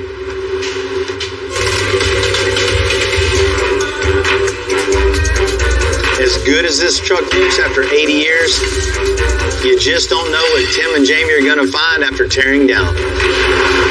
Oh, man, what do you think? Old baling wire right here. Old coat hanger right here. Gas tank's had a couple issues in the past. You can see where they patched it a couple times. That's little crevices from the local hardware store. Check that out. Man, I know my grandfather do whatever it took to stay out in the field. He farmed that field from the time the sun came up to the sun went down. This looks like, well, enough look, man, let's get it done.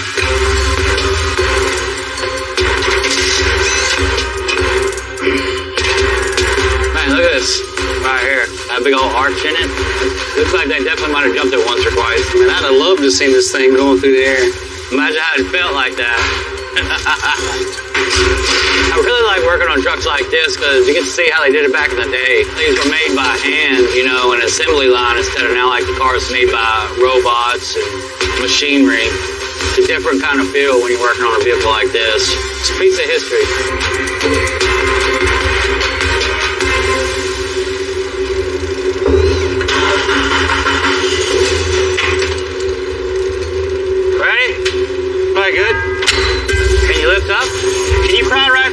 pry bar? Yeah.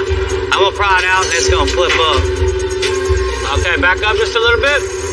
Okay, up. Up. All right.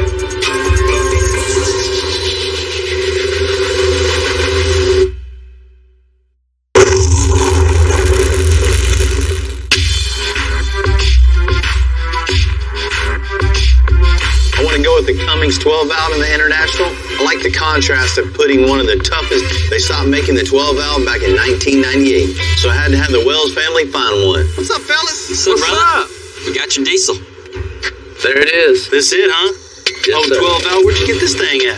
97 Dodge, ready to go, bro. We got the same engine in our drag truck. This 1,100 pound, 5.9 liter engine has over 400 foot-pounds of torque. But what makes this stand out is its durability.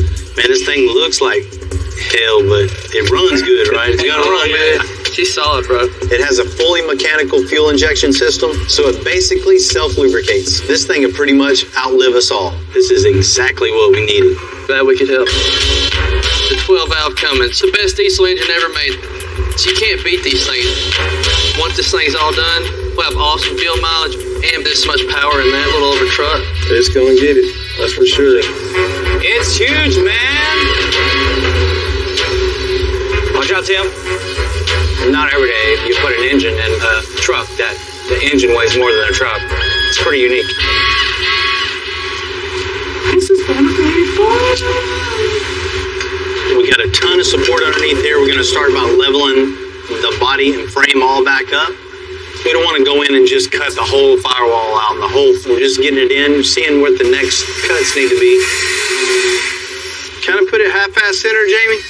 That's pretty close right there, Bill. So it's just a little at a time. Cut a little bit, inching in a little bit. See what else you have to cut. Cut a little more, inch it in. Get a little at a time, so you don't have this huge opening in the firewall to have to recreate later. You know, getting this heavy engine in this truck is a challenge. But not only getting it in, you got to get it mounted properly. Now we made tabs off the frame back here. That's the tubing coming down, going over a center mount. It'll all be rubber mounted. The motor be mounted on rubber. Transmission mounts be mounted on rubber. We just totally reinforced everything 100%. It's beefier, it's heavier. It's not going nowhere.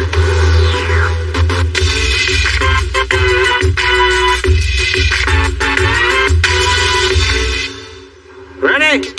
Pretty much anytime you go with a bigger engine, it's going to come with a bigger transmission. So I'm making a bigger trans tunnel and a new subfloor. So we came in with some 3/4 inch square tubing, built a new structure. That's going to be the skeleton that holds the new floor. So we'll cut some sheet metal. Sheet metal will connect the firewall, and we'll be done with the floor. There's several ways to do this, but me personally, I like to bend as many bends as I can. It's less places you have to weld to do, and less heat on the panel. I'm going to drill some holes, so when I push it down from the top, I can weld it from the top. And you look up from the bottom, you don't see any welds, you don't see anything, it's all slicked out and looks good. Back when this International rolled off the factory, it would have been hard to imagine the torque we're putting into it. So we got to build a whole new super heavy-duty suspension, starting with these control arms. From the center of the bolt hole to the center of the ball joint cup, we've laid out for exactly 10 inches. So now what we're going to do, we're going to build some pipe to come over to connect the ball joint to the bushing. That's going to be the structure of our control arm. Now we have the skeleton all done up. Jamie's making a plate that's going to go in here. All this will be welded together, and the plate will be welded on this to make everything extra strong. We need the transmission jack over here. Go up a little bit. So once we got the bottom control arm on, we'll put the spindle on, the rotor on, make sure everything functions, everything's good. Then we'll make the coilover mounts. These two tabs right here are going to weld to the plate. Watch your finger. The plate is going to hold the arm. That's what's going to hold the truck up in the air and give it adjustment.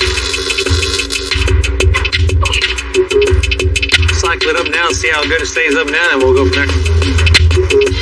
Front suspension's all mocked up, so Tim and Jamie are moving to the rear and start notching the frame. The stock frame rails have a natural curve over the rear axle. So we're just going to open up the notch a few inches. It'll maintain maintaining the structural integrity while overall changing the stance and look of the truck.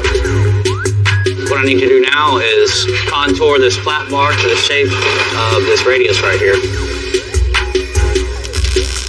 So sometimes it's about just getting your piece pretty close and then just forming it in as you go. So I'll start cranking it with this C-clamp, just getting it in the shape.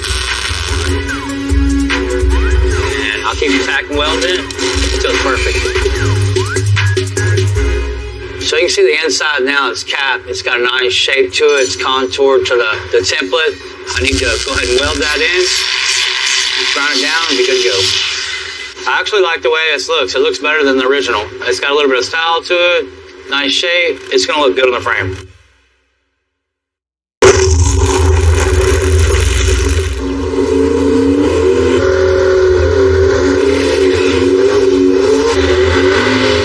Dave and Daniel's truck looked good in the garage, so they invited me out to Houston Motorsports Park to see Daniel take some runs. Man, that thing looks mean with that big old turbo thing in the grill. It looks like fun for sure. This ain't one of them $200,000 builds, you know. We built that from the junkyard. Just what you had, just make it work. So far, it's been doing good.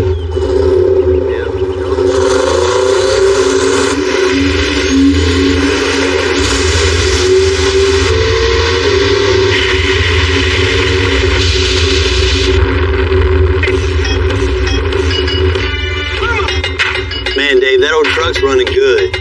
Looks like it's hooking up good and going straight. It's making a little power too. Hey, it ain't bad for a backyard build. I think it goes.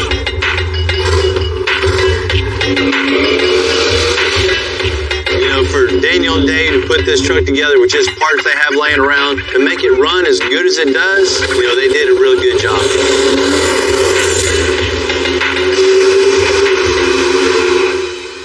Oh, Daniel can drive pretty good too. Oh yeah, I showed him how to do that. He's got it. Me and Dave go way back. He came over and watched me ride my bike around the neighborhood, his thing. You know, Northside, we're all a big family. We all know each other. We all look out for each other, especially if you got something cool going on. We may not come from the nicest part of town, but we do know how to make do from what we have times 100. It's just really cool to see. You know, I try to keep that mentality in everything we do. Always pushing ourselves to go from here to here. One more little nudge. There we go. That's it on the money. We got an extra large diesel for this 37 International. So we got to build an extra strong custom 4-link for the suspension.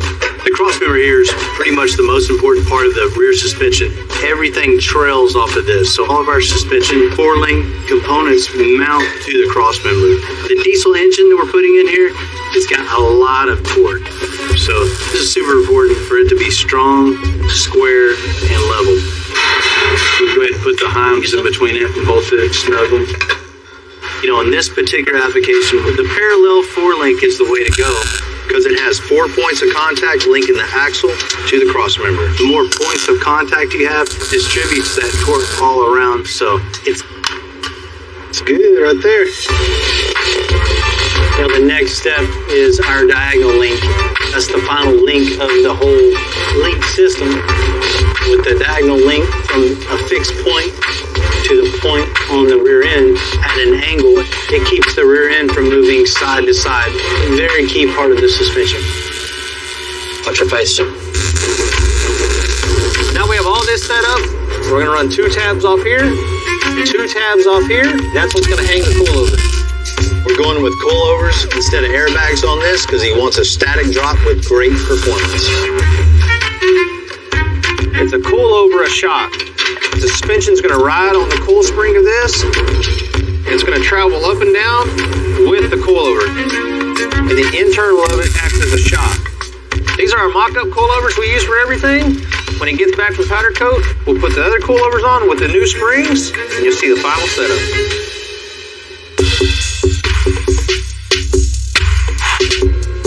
Now that we button up the suspension on the 37 International, Tim and Jamie are going to reshape these fenders so we can get that big old wheel in the back. And it'll make it meaner and look a little more modern. The way this fender is shaped, it rolls this wide. So we need to extend the top of this fender over to the bedside so we'll be able to fit a wide wheel in it. So we mark a bunch of high spots on it. So you cut along that high spot. So when you continue over, it doesn't look like it goes up, comes down, and then continues over. So this is the half of the fender we're going to keep. The other half of the fender we left bolted to the bed. So we knew exactly where to line this back up. A little trick I've learned in the past. Give it a little strip like this. Cut the first piece, the outer side, the most important side. Leave it attached to the metal.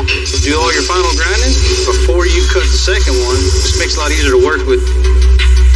Basically what we're doing is making this flange to hold it to the bedside. This is going to bolt to the bedside. The fender will weld to this. We're going to tack this back onto this fender. Now the template in the back is the same as this radius on the outside. We'll come in here, we'll cut a section out of the back. Then we'll sheet metal from here to the template, tack it, get that one good, and we'll work our way to the front and do the front piece. The flange that we built is what's going to hold it to the bedside. We can unbolt that, the whole fender comes with big fat tires. So what the truck needed in the back instead of that little, definitely, it looked like a motorcycle fender in the back, where now it looks like a fender. You had to throw something in there about a motorcycle. Yeah. I don't think so.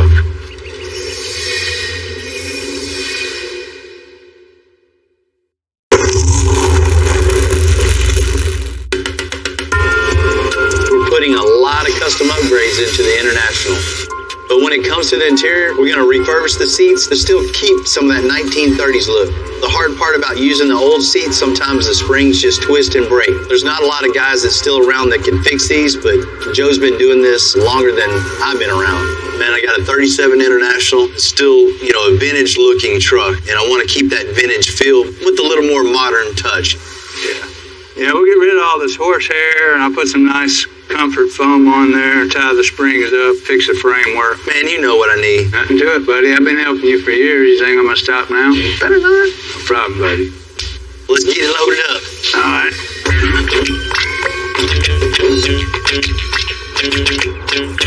Bill's been my friend since he was a boy.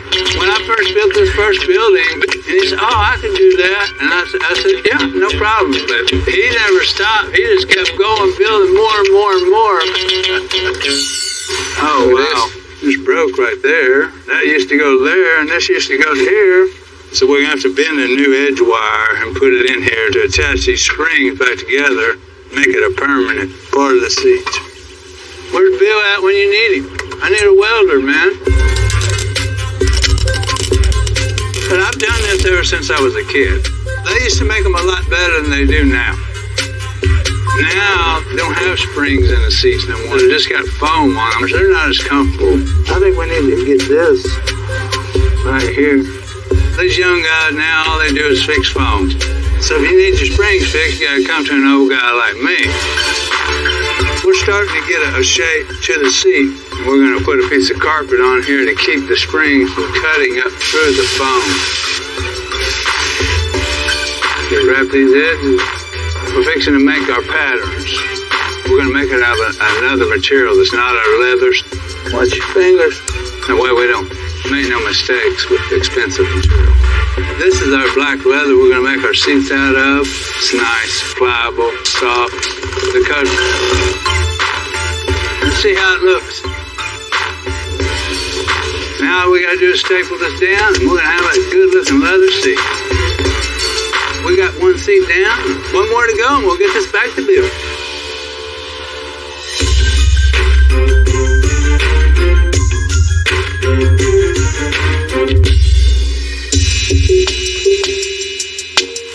Monty loves the vintage feel of this truck, but he wants modern touches on it. So I called my boy Lewis in. He's going to build some wood panels for the side of this bed. Still give it that vintage feel, but with custom touch. What's up, man? Man, need your help again. All right. What do we got? Monty would like to pay a little homage to his family's history. His dad has had, grocery stores in the past. I need a wood panel for each side of the bed and put their name in the bedside here somewhere. Yeah, that'll look good. You know, the wheels are going to be a charcoal. The inside's all dark, so I like, you know, a dark stain on this thing too, so it ties everything together. Okay. Well, if you're going charcoal on the wheels, we could do something really cool and go with a Shosugiban finish. What? A Shosugiban finish. It's a traditional Japanese finish used to preserve wood, and what we'll actually do is char the wood to give it that charcoal appearance. And nobody else would have it, that's for sure. And that sounds cool, man. Let's do that. Okay, sounds good. Ready to get it? Take this over here and get started. We're going to take this piece, take our router and route it to the exact shape and give it a little profile on the edge. We're going to put some nice styling on the sides of it so it's not square, and it gives it a really nice detailed edge. All we have to do now is put the Shosugiban finish on it. So we're gonna fire up the torch and get started. So it's really important whenever you're doing a Shosugiban finish that you keep the flame moving. We don't want to keep it concentrated in one spot too long because it could potentially catch on fire, and we definitely don't want that. So as you can see, as we're doing this, it starts to really highlight the grain of the wood, and what that's doing is it's burning out the softwood of the oak and just exposing that hardwood, starting to look really, really nice. Get that look that Bill was going for when he said he wanted the charcoal gray.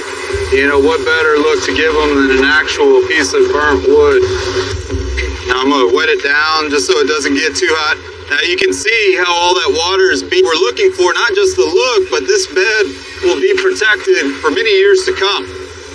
Okay, so now that we've got the Shosugiban finish done, we're going to get the letters engraved onto this, and then it'll be ready to put on the truck.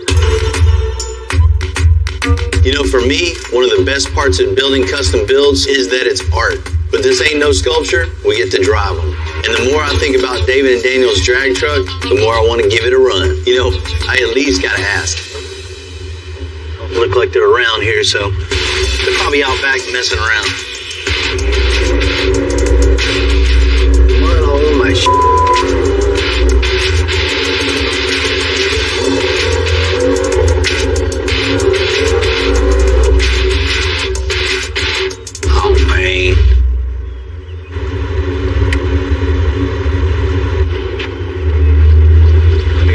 get us. Man, here we are.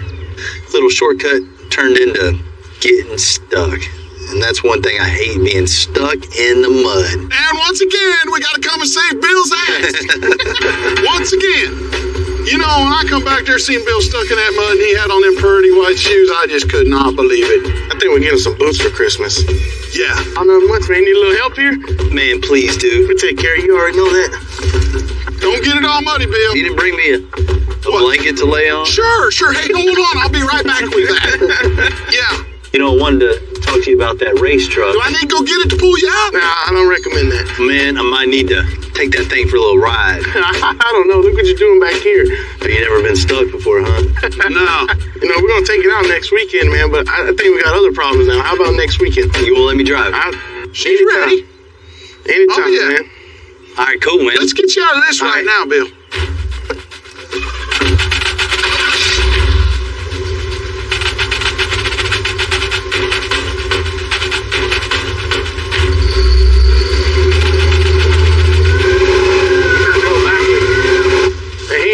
Center. Had to go backwards. Man. You know, sometimes getting people out of the mud, it's easy, but other days it's a lot of work. You know, I enjoy that part of off-roading. You're going to get stuck, you know. All right. These things happen. This bumper's for looks, so. It's going to look good behind this Jeep. Let's do it.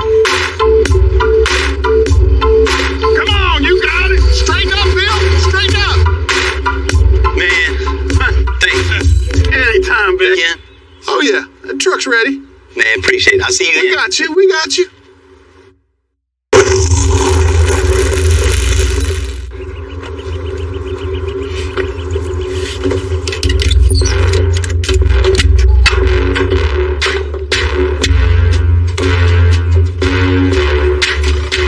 You know, I appreciate David and Daniel inviting me out today.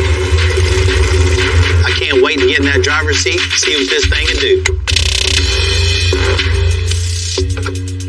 Yeah, there you go. So Daniel, tell me about it real quick, man. Give me a little tutorial. All right, make sure your steering wheel's latched on. You got your water pump here. You're gonna go all the way back to first gear. Bam. First. Yes, sir. Second. That's it. When you let go of that button, you're going for a ride. You're leaving. Cool, man. I got this. Let me suit up and let's see what this thing will really do. Yeah.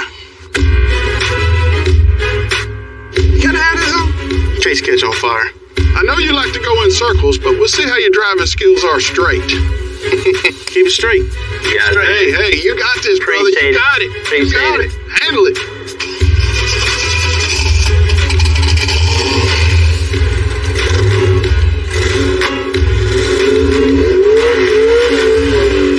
I'm doing a burnout. I can feel, this thing's got a little power.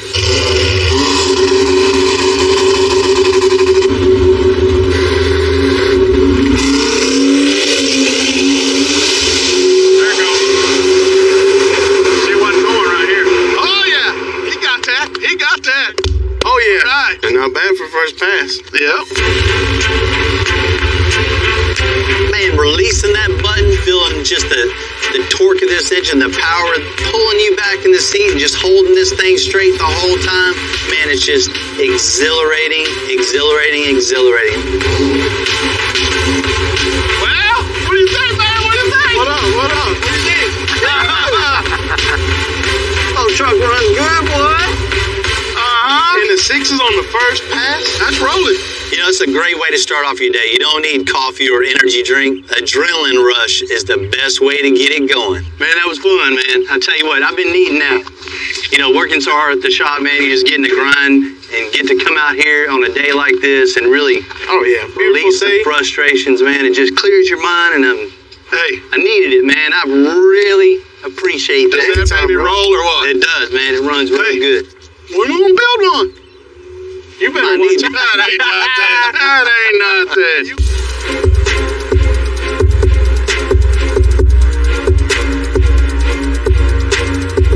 To fit the 12-valve diesel and the 37 International, we had to pull off the turbo, amongst other things.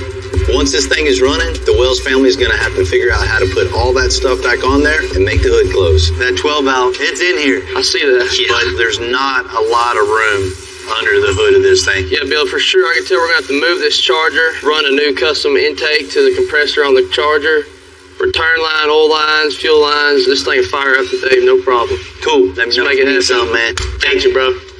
So we got a big engine, very little space. So first things first, we got to figure out what we're going to do with this turbo.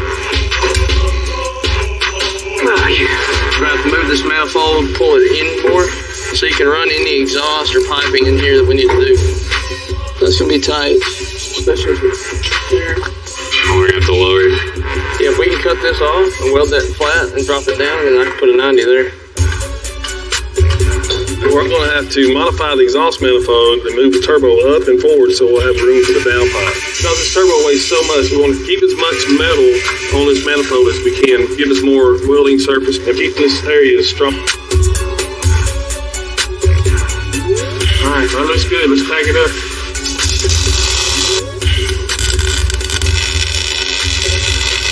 Right there, we're ready to go, guys. All right, Clay, work the starter. TJ, when you start getting fuel up there, Dad, just stand there, look pretty. What we like about these 12 valves of 5.9 is that they're very, very tough and rugged. They're simple to work on, and they make some of the greatest noises on the planet. All right, ready?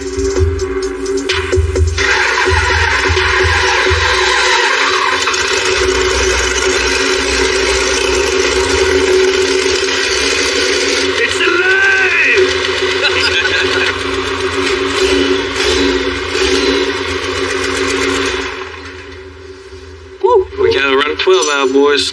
Turbo's finished, fuel lines are ran. All that's left now is just to make it look pretty. Well, it all started with this one right here.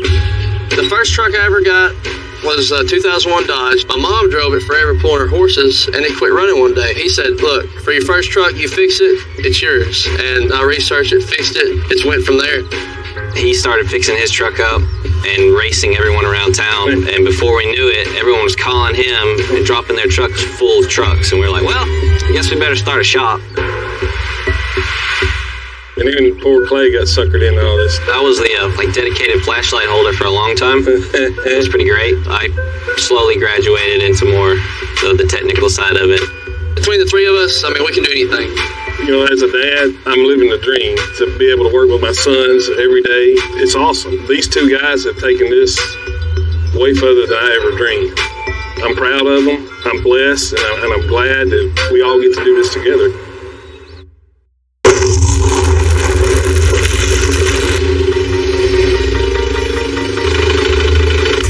Help me do this real quick. We got the chassis back from powder coat on the 1937 International Harvester, and it's all hands on deck putting together the rolling chassis with custom 20-inch wheels and tires. Bring it down just a little bit, Tom. Stop. Looks at home right there, right? Looks nice. Looks good. You know, if you look from the outside, all the changes are pretty subtle. But this thing is completely transformed.